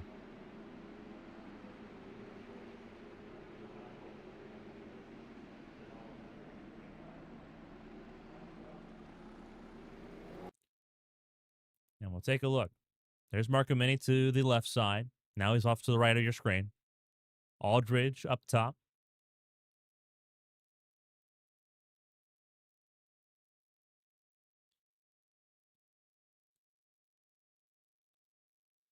I think Flukiger was ahead of this. So I don't know. Yeah, there he is. So I don't think Marcomini had anything to do with this.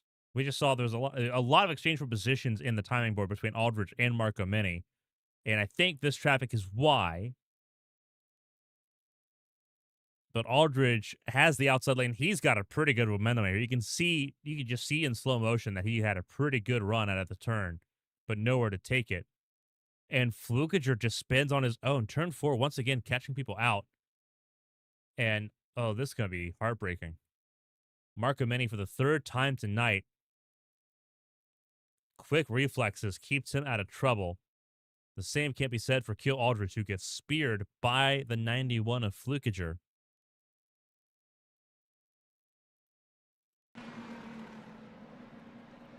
And that's just heartbreaking. Only way you can really kind of go about it and say it, it's heartbreaking. So Rick Ravon now at the front of the field. David Cook Jr. in second. Andrew Fay in third. Blue Jade fourth. Sheridan Wade top 5. A couple cars coming down pit lane there. Osborne came down pit lane on lap 12. Santos, Trout, Anthony, Watson, Witzel on lap 20.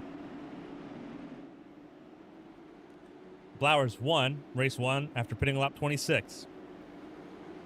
Not a bad thing to bet on that one.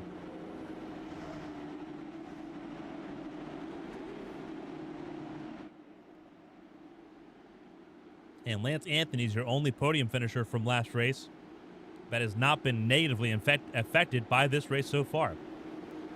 Frazier still on the lead lap, came down pit lane again after coming down pit lane initially under green.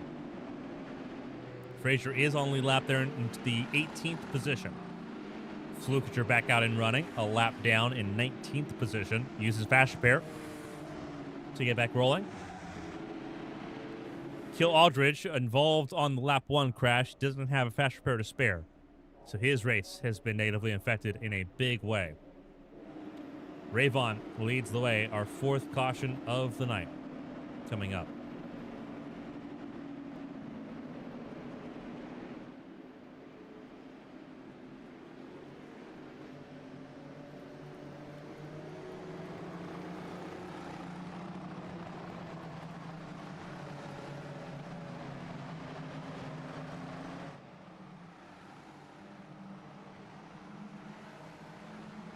Green flag flies. Ravon leads the way. 4th restart. The haze beginning to go away. The sun beginning to shine here on Iowa Speedway. Hopefully that means the iRacing gods are blessing this race to go green to the end. We'll see. Ravon and Cook revisiting the battle from Willow Springs a few weeks ago. We'll see how things pan out here on this exchange. Ravon was the better of the two at Willow Springs, but it wasn't for lack of trying for the 71 of David Cook Jr. Andrew Fay, who wanted to have a chance to battle for this race lead in race 1, was denied that opportunity. But here he is, Blue Jade up into the 4th spot.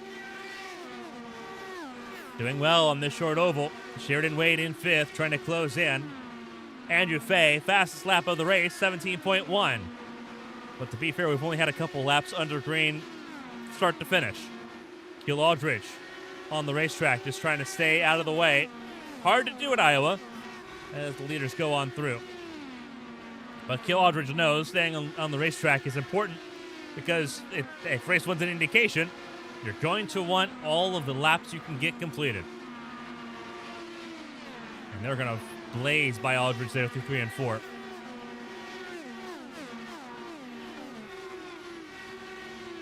side by side for 10th. It is Marcomini and Osborne, and Marcomini gets ahead of Osborne there. Osborne in 11th, Tucker Sawyer in 12th. Santos, after making that early pit stop, in 13th.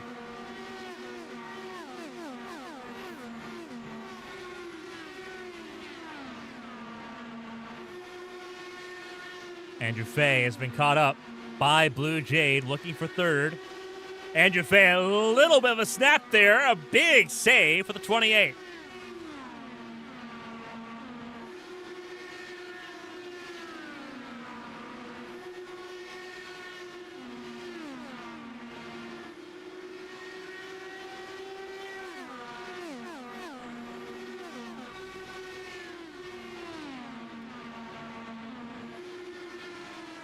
And there's the 5th caution tonight in race 2, and it's Osborne and Sawyer. They were just outside the top 10. They were battling with Marcomini. Marcomini was on the charge and got around Calix Witzel. And this one looks like a big one. Sawyer, Santos, Osborne, Watson, all involved.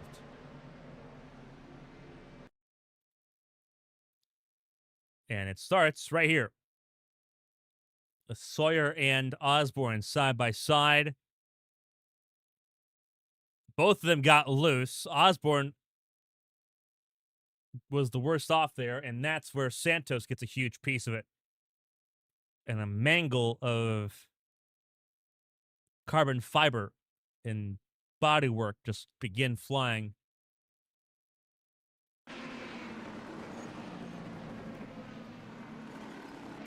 Where does Scott Watson get a piece of? Oh, that's where. He was in the grass trying to avoid it. So Watson wasn't actually involved. There he is. He wasn't actually involved. He was just trying to avoid the melee, and he did so. So trouble early. Edson Santos' day is done. Not where he wanted to be. Tucker Sawyer's day also done. And retirements are thick and fast here.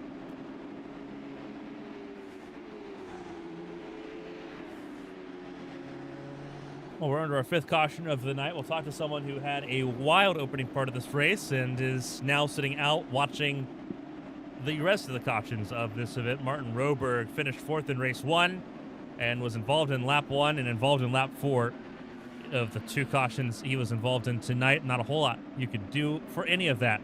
Hit by Nick Presley on the opening lap, and that set the cascade. Martin Roberg, walk us through it. Two sides of the luckiest possible race I could have in race 1, and then the least lucky race I have ever had, to the point that, like, it really sucks that I DNF, but honestly, that's probably the funniest race I've ever had.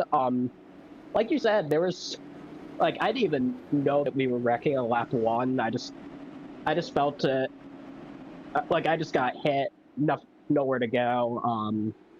Left rear wheel, I believe, broken. Couldn't make it back. And then for the second wreck, I was just trying to get out of the way, because I knew, like, the feel was definitely there that we'd be having a lot of caution, so I just wanted to kind of ride in the back, hopefully get some laps back, and unfortunately, one of the cars I let go just lost it out of 4. From what it sounds like, it seems like they're relatively new to this car, so it's a learning experience for them. I've definitely had those moments as well, but yeah, unfortunately, just not my race. Obviously, difficult things aside here, you've had a pretty decent season, all things be considered. More consistent that you be in that top 10 conversation than not here. Obviously, Iowa, feast or famine, 4th place, and then now 23rd here. Next week, we head to Pocono, a track a lot of drivers I think are looking forward to as we get ready to go back racing. What's the feeling there? I'm excited for Pocono. I always enjoy the East Coast tracks. As someone from the East Coast, it's a track that I've been to a few times. Unfortunately, never for for IndyCar. Felt good there last season. It's actually going to be the first time I'm ever returning to a track besides tonight. So it's definitely that I have circled. I'd love to see if I can replicate some of the success from tonight. I honestly was not expecting an oval top 5. Just with my current IndyCar skills, I did not think I could get that. So, but now that I have gotten it, I'd love to repeat that. But that race in general, I'm really excited for. I think we'll be getting some really good racing. Well, we're excited for Pocono Raceway next Thursday as well. Martin, we'll let you go and let you enjoy the rest of your night. Now you're rooting on your teammates for Orlando Outlaws tonight. In trouble, Andrew Fay, our 6th yellow of tonight. And it happens almost immediately. We had 3 laps of green flag running. Andrew Fay from 2nd place. Back-to-back races there. Martin Roberg, thank you for spending your time with us. Obviously, you've got some teammates to root on here. And we will hopefully talk to you again very soon. You can see you on Monday as well for the HDL Cup Series in Phoenix. Yeah, hopefully that goes better than this Monday went for me. Have a good one. That was Martin Roberg. We talked to him. 23rd is how he's classified end of his race early in the opening 5 laps of the event.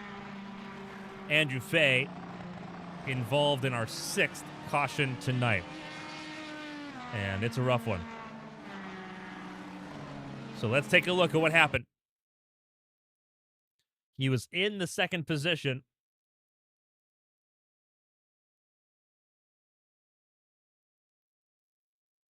Just loofs it. Seems like he clips he's on the old surface and he comes down and just he loses traction as soon as he gets off the old surface onto the new. Not a whole lot for Blue Jade to do. Tries to avoid it. Unfortunately, just can't. And everyone else, I think, does a decent job of avoiding some of that melee. Andrew Fay coming back out on the racetrack, staying on the lead lap. Blue Jade, not so fortunate.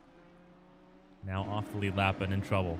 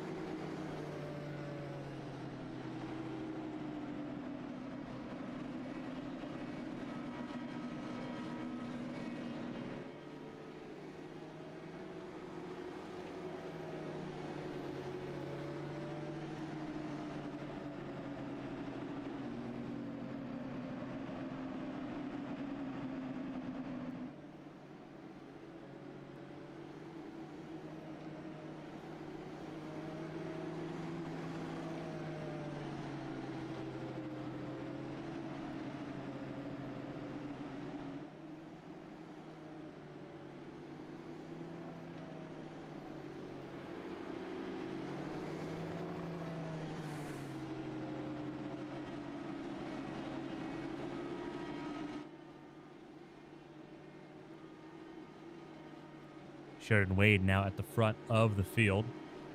I think Scott Watson, there he is, trying to take a wave around here. Didn't see him in race 1, but the Texan will get the wave around and get back on the lead lap here. And he'll be 15th on the lead lap. Five Blowers a few laps down still, but he's the next car off the lead lap. Moving up into the 16th position with Blue Jade in trouble. We'll grab that 16th spot now.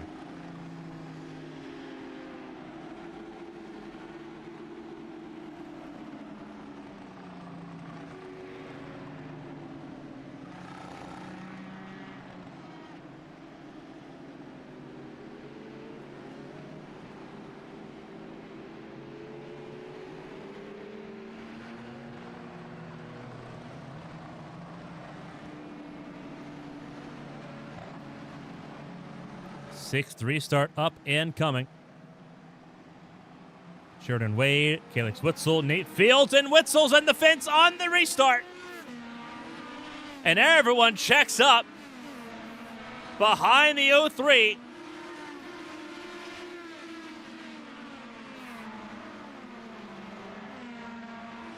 And restarts make the field struggle again.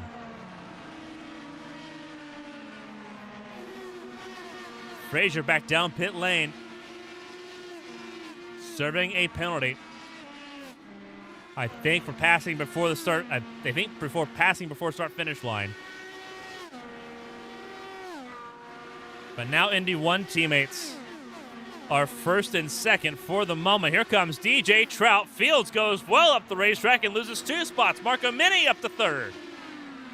Anthony 3 wide with Rick Ravon. Ravon to fourth, Anthony to fifth, and Nate Fields dropping like a rock down the order.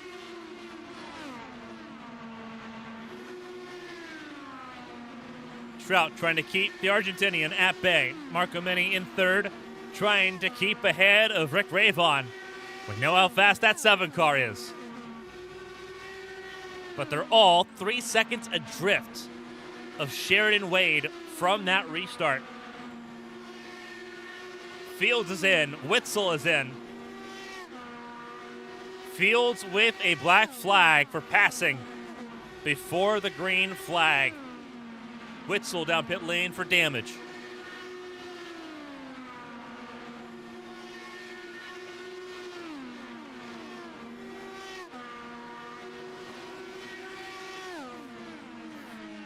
And caution is out. Andrew Fay a second time. Oh, a huge crash. Watson's involved. Flukiger's involved. And Watson had just gotten back on the lead lap.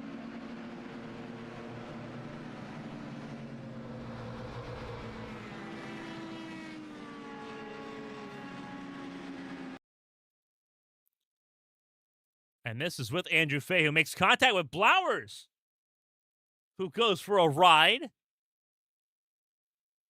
And that probably ends Blowers' day. We'll have to go back and see how this started because we jumped to the mid-contact.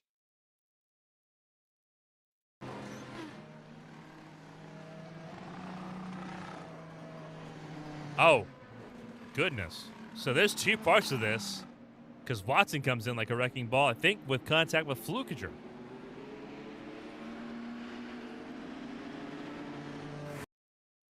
Let's go ahead and take a look back here at this. So Andrew Fay, we're going to go back, and here's why. All right, so here's a good look. Andrew Fay, looking at him right now. The Knoxville native tags the wall at turn 4. And I think that sets the stage for how the rest of this is going to play out. Tags the fence. That was Brandon Statton trying to get around him. Bobby Blowers also trying to get around him. I don't think Andrew Fay realized how much damage he had. Either that or he was just pushing to try to avoid losing more positions on the racetrack. Because he just comes up the racetrack and into the door of the number 1.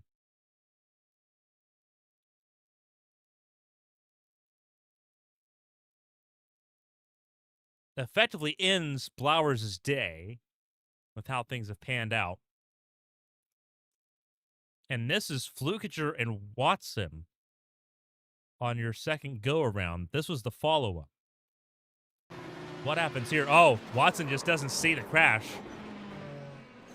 And clobbers Flukiger and Fay.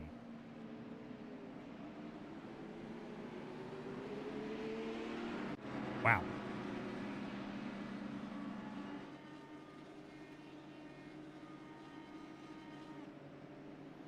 "53 laps completed. Sheridan Wade, your race 1 pole sitter, in front here for race 2. DJ Trout in second.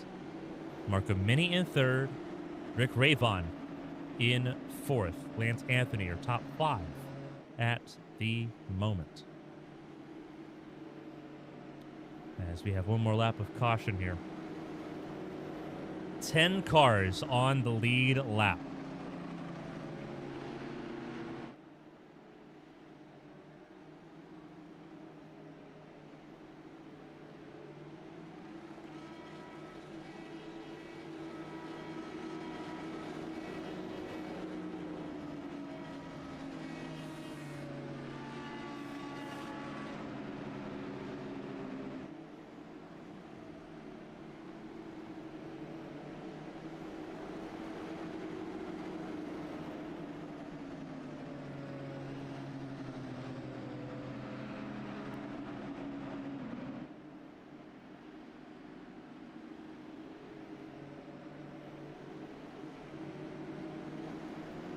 go back racing here. We're going green with 40 laps to go here in Iowa. With 10 cars on the lead lap. A lot of retirements in this race. Iowa has been a sticking point for many here tonight. Wade, Trout, Marcomini, Ray Vaughn, your top four. Green flag flies away. We go. 7th restart of the night underway.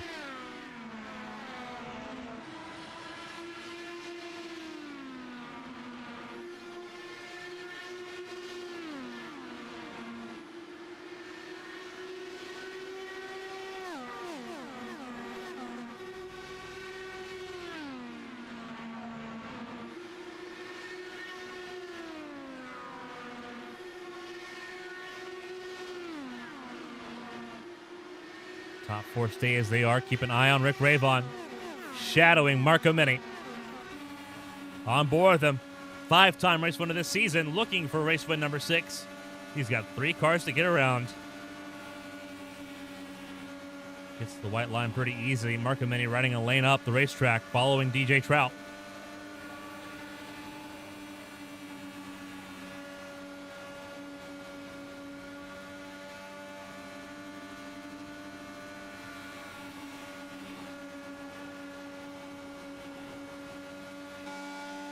Looking back, there's where Lance Anthony is in that 5th position. Lance Anthony looking for a back-to-back podium here. Trout battling Wade.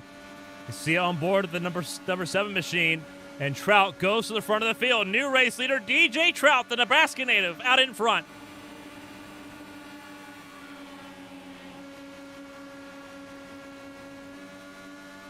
On board with Marco Mini, and caution is out again. And it is Scott Watson again. And the rough race continues. Oh, no. That's so unfortunate for Scott Watson. He was on his own. He was a damaged race car. And he just tags the fence. No, he doesn't even tag the fence, just spins. And tries to getting it going and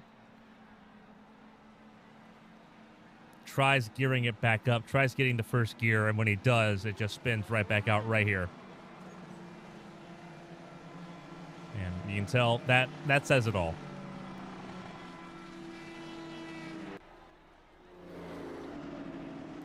So DJ Trout grabs a pass at the perfect time. But we're now under our 8th caution of the night, and we're trending at over 50% of the laps in race 2 under caution. And we're trending right now for 13 cautions. If this pace continues, we are running out of cars.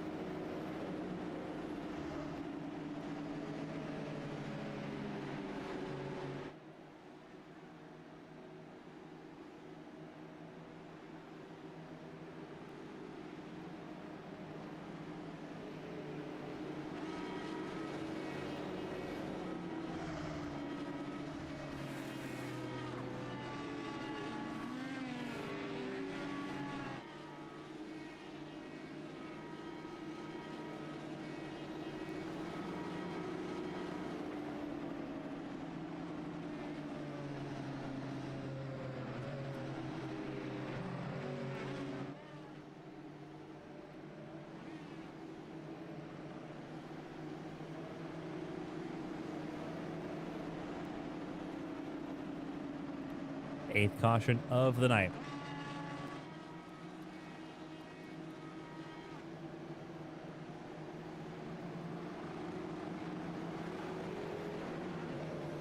Eighth restart coming up. DJ Trout in front. Ahead of Sheridan Wade and Matthias Marcomini. Green flag flies, away we go.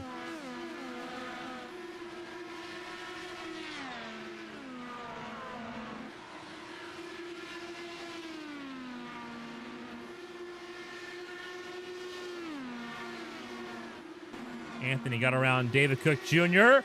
Tags the fence a little bit. A little bit of contact there between Lance Anthony and David Cook Jr. And David Cook Jr. now missing part of his front wing. And he notices it immediately.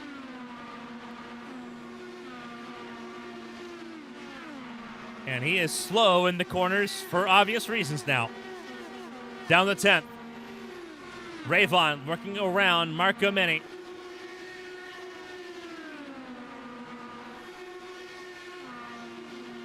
Rolling around the racetrack here.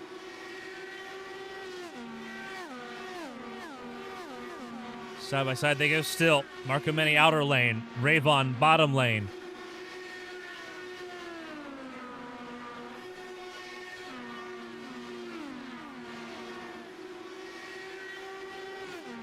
And Rayvon around the Argentinian for third. 2 to go for Rayvon to try to pick up here. Coming to 25 laps to go. DJ Trout's got a pretty decent lead, 8/10 over Wade. That's a lot to try to shave off here when the laps are so short. 17 second laps.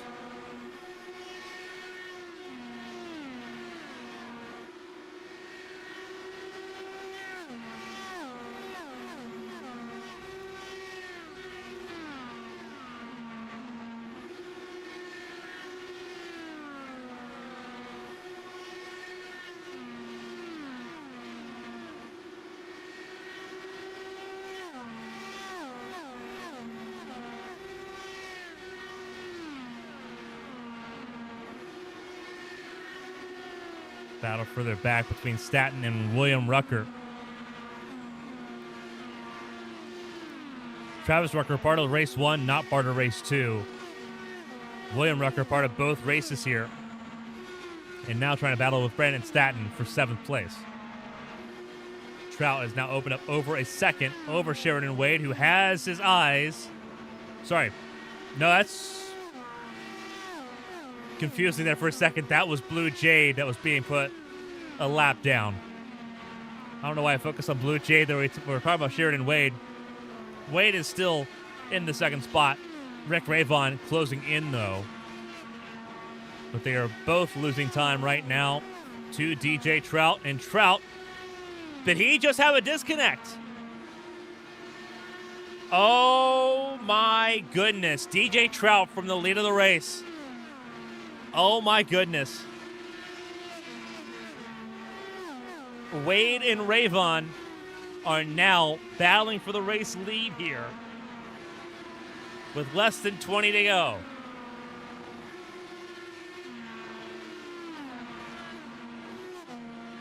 Lap traffic. That's David Cook Jr. trying to stay out. Now a lap down. And Trout's day is over. A technical failure on the 93 in the last 20 laps.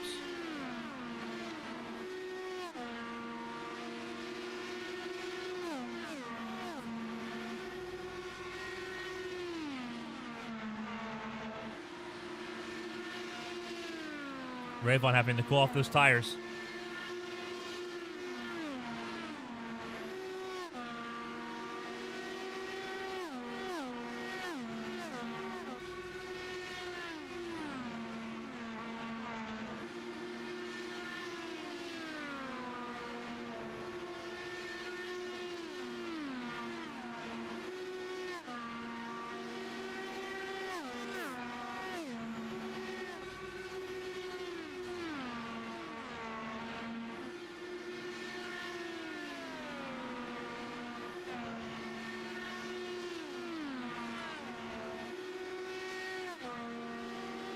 14 laps to go. David Cook Jr. finally does come down pit lane to address that front wing. He was just losing more and more time as the laps progressed.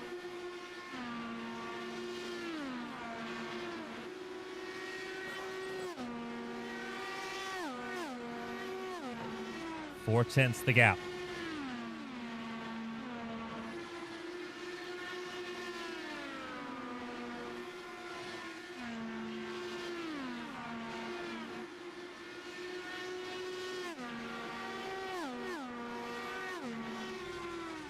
Sheridan Wade and Rick Ravon.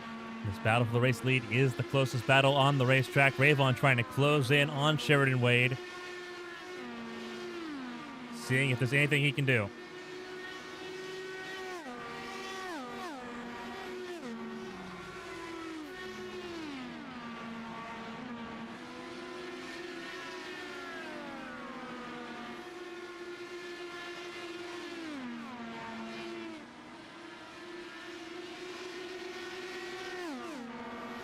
Sheridan Wade into this race with 2 pole positions, but only 1 top 10. Pole race 1 in Iowa, pole at the Indianapolis 500. This would be just his second top 10, and it'd be his first race win, and a very needed result if he can hold on to it for 9 more laps. But Rick Ravon has got right there to him. Goodness, look at the number 7 of Rick Ravon outside lane. How do you like it? Rick Ravon has turned on the jets. And Sheridan Wade trying to hang in there, couldn't. Ravon to the front. And now Sheridan Wade needs to just recover and hold on to the second spot. He's got a second to Marco Mini. Anthony will try to close in on the Argentinian. Marco Mini looking for his first podium this season.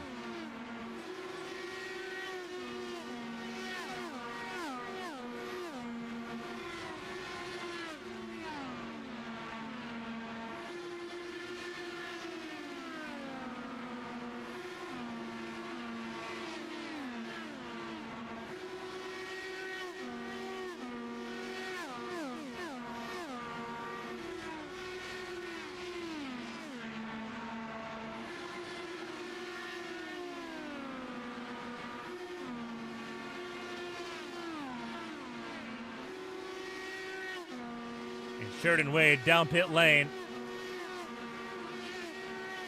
Oh, was he not good on fuel? He stayed out a while. Oh, that is difficult. That's hard to swallow. Very hard to swallow there. And he will drop from the podium places in devastating fashion at the end here with less than 5 to go. Rick Ravon, 1.7 seconds clear. Lance Anthony closing in on Marco Mini. Can he do something with 3 to go? Less than a minute left in this race. If things stay green, we're going to find out.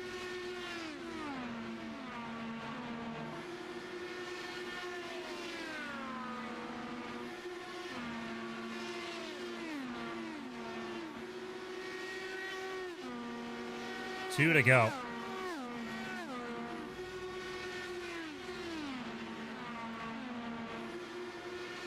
Rick Ravon. Irish Super Speedway, a blip in the radar. White flag is in the air, and he's looking for his 6th win this season.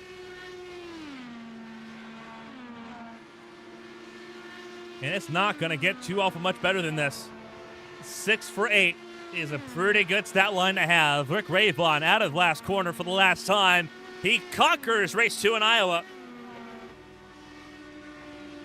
Matthias Marco Mini holds on for a first podium this season, and Lance Anthony in 3rd rounds out the podium once again, repeating his result from race 1.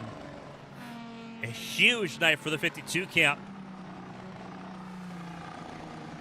70 points for the 52 tonight.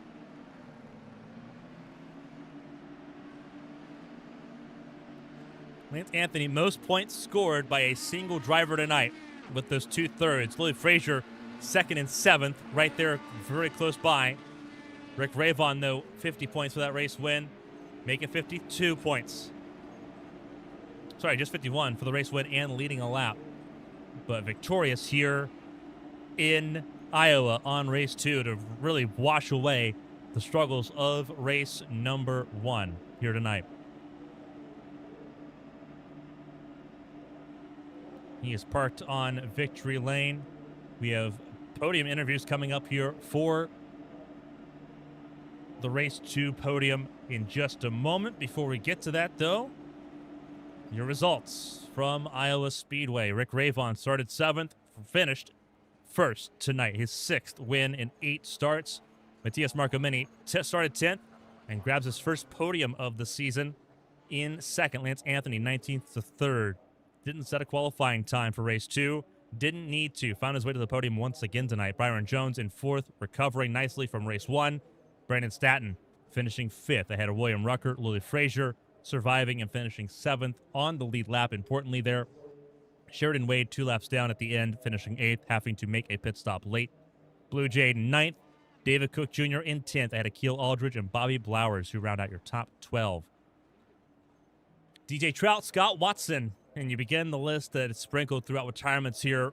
Colin Flukiger, Andrew Fay, Nate Fields, Calix Witzel, and Edson Santos, Tucker Sawyer, your top 21. Everything's mixed up here because of how toe times look here. Josh Osborne classified 21st officially.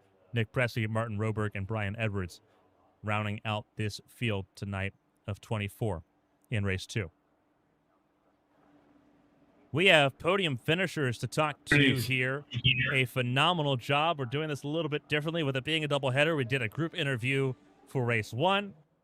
We'll make it a tradition to do race 2 as well. A phenomenal job for Lance Anthony here in 3rd place tonight. Double podiums. You said that you felt good about trying to make it happen again. 19th place, though. Qualifying didn't quite go so hot. You had to charge through the field again. Lance, walk us through it. Yeah, qualifying was a disaster. We accidentally set the session up for only 1 lap, and then I brushed the wall coming out of 4 in qualifying, so I did not get to set a time. So the start was not ideal. Obviously, we had that big pile up, so I gained 4 or 5 spots, and truthfully, that's probably where I would have been qualified anyway. And then from there, it was just kind of head down, save a little fuel, learn from a mistake. I pitted earlier than I did the first race. I was first on my strategy, and then I think the O2 car got kind of caught out on the 1 restart, and I let up the gas to not get a penalty. And then sadly, Rick and Matthias and I think one other car may have got by me during that little kerfuffle. And then it was just kind of head down, and then brushed the wall coming out of 4, fighting with David, I think, and picked up some damage. So I knew from there it was just kind of hold on. And boy, my car was so loose the last 25 laps that I'm shocked that I finished 3rd, truthfully. But a very important night for you. 70 points picked up tonight, helping really lift the season as we head to Pocono next Thursday. 70 points gained, that puts you now 4th in the conversation in points here. How important were these results tonight as far as just putting your season back on track? We talked about it in race 1. Very mixed results here this season as far as getting to this point. How important was not only getting the race 1 podium, but obviously backing it up here with another one tonight as far as just putting things back on track and putting yourself back in that conversation? I'm sorry. Go ahead. Hang on, Rick. You'll get your minute. My wife distracted me. I thought you were talking to me. I'm sorry. No, it's all good. Yeah, it's huge. It's great to build positive momentum into another track that, truthfully, I'm pretty decent at Pocono. I won there a couple seasons ago and had a good run last season. Just things didn't quite work out. So I should be strong there if I can avoid the chaos. So yeah, it's great. Sadly, we got to get this 1 car to quit winning so many races, but it's great. It's a good time. And last question here before we let you go and let you enjoy your double podium tonight. Pocono coming up next Thursday. It's a very big racetrack, obviously 2.5 miles. It's the Tricky Triangle for a reason. How are you feeling going into that race? I feel good. I have to qualify better. I've qualified terrible pretty much every race this season. My 1 lap pace has been hot garbage, but my race pace and racecraft have been pretty dang good. So if I can qualify towards the front, I feel like I'll be in the fight. Yeah, I feel strong. Well, you look strong tonight, 19th to 3rd to get back to the podium here in race 2. Before we let you go, if there's anyone shot and say thank you to, the floor is yours. Lance Anthony back in the fight, 2 podiums and 4th in points, leaving Iowa tonight. Yeah, just everybody I mentioned the first race, you guys, all the sponsors, Crown Golf, Magnolia Laser, all them guys, and a special shout out to Jeb.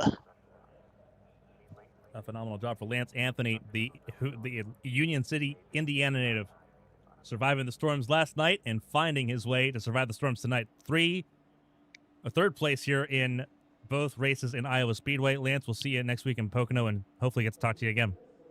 Yeah, thank you so much.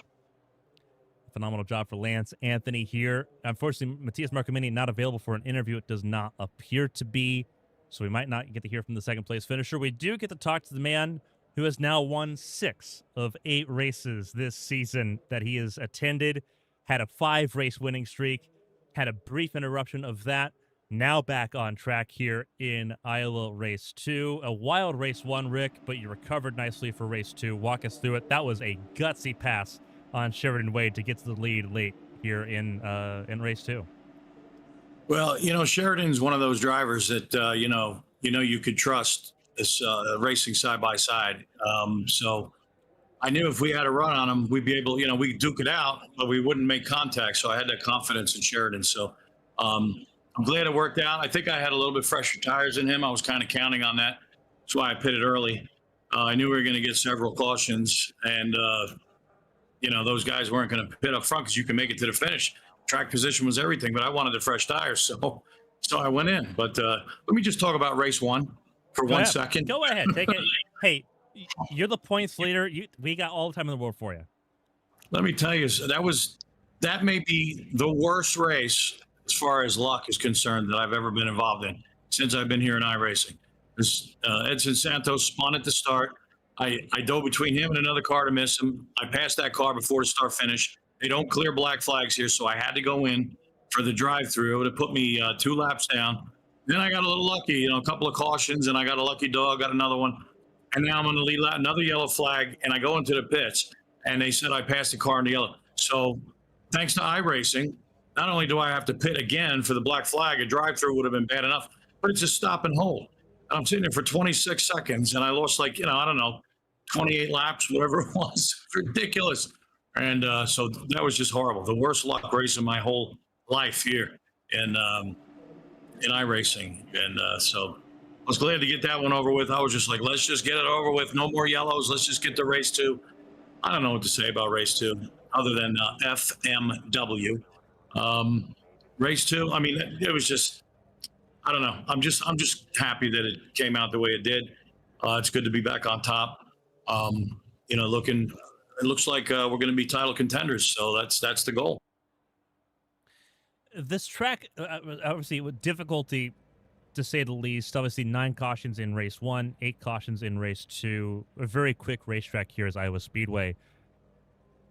We leave the short track. Obviously, Iowa Super Speedway last week, also a difficult race for different reasons. We go back to a little bit of normality next week with Pocono Raceway. The calendar looks a little bit more favorable for, I think, just about everybody involved going into the next few races. Pocono, Richmond, which is a lot more consistent, I think, as far as just the way the track is built there. You don't have the multiple different compounds of asphalt at Richmond. And then St. Petersburg, the streets of St. Petersburg. Everyone's looking forward to that for the most part, it seems, here.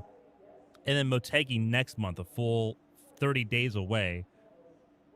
It's a good gauntlet of races. We've seen you be successful. You were successful at Willow Springs, so we've seen this as the road course success. We know how good you are at Pocono traditionally. What is the feeling as far as getting back into the spirit? Because, again, a rough couple of weeks. This week started rough. You recovered well to finish and win the race in race 2. iRacing Super Speedway, frustrating for many. What's the feeling just getting back into the Pocono race? Well, for one, I'm glad, very happy that that lottery race is behind us. If I got lucky and won that, it would have been beautiful. But it's difficult to win a race like that. The rest of the schedule looks like it's going to be fun. Pocono is a good track. It's a fun track. I'm not saying I have any particular advantage at any of these tracks, but I think they're going to be fun. Richmond is probably going to be one of those tracks where if you get it right, it's going to be almost impossible to pass somebody. But I don't know. It might be fun. Motegi is going to be fun. The rest of the schedule is looking good. It looks like it's going to be, luck is going to be taken out of the equation. This track tonight, I mean, as far as coming off of turn 4 and coming off of turn 2, where the car gets so super loose, that's why you saw so many cautions. It was really difficult to get it right. But I'm definitely looking forward to the rest of the schedule. 6 wins this season is going to be hard to top, and we still have a bunch of races to go here. As we mentioned, the next 4 races are going to be really good. 9 races total left in the season. This was the halfway point for the season. It's been a lot of fun watching you go in and win races. We've seen it a whole bunch this season. Hopefully we get to see it more. Before we let you go and let you obviously enjoy your race win and your evening coming up, and hopefully an amazing Father's Day weekend coming up this weekend as well. If there's anyone to shout and say thank you to, the floor is yours, Rick. Congratulations on winning race 2 here in Iowa. Well, thank you so much. It's not going to be much of a Father's Day because I don't really care about it. I know my wife makes a big deal out of it, but we put out so much money. Thank God we're getting AT&T fiber installed in our house on a Saturday. Plus we have lawn work. We're going to get the ducts cleaned. We're getting a new AC unit installed outside. I mean, there's just so much going on.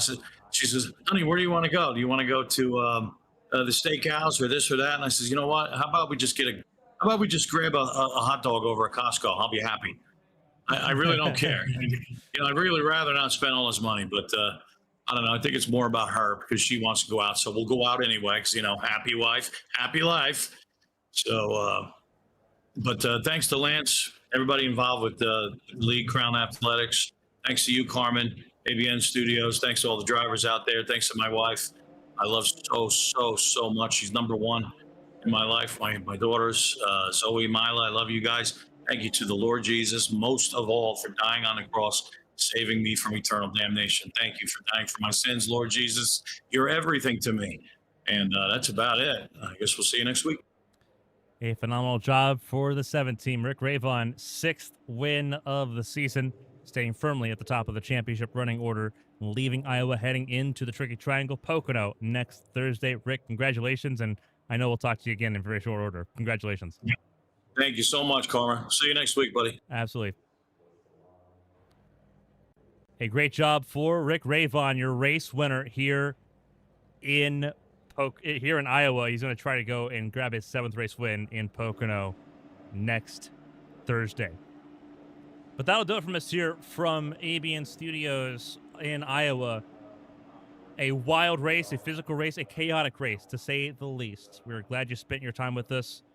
We'll be live again on Sunday in California Speedway for the Winstall Cup Series race there. The last race before the chase of the Winstall Cup on Sunday. Join us on Patreon and on YouTube for that event. On behalf of everyone here for ABN, for CART, for Crown Athletics, and all of its partners, and everyone here at ABN Studios, I'm Carmen Sienna. Stay safe and stay healthy. We'll see you on Sunday. So long, everybody.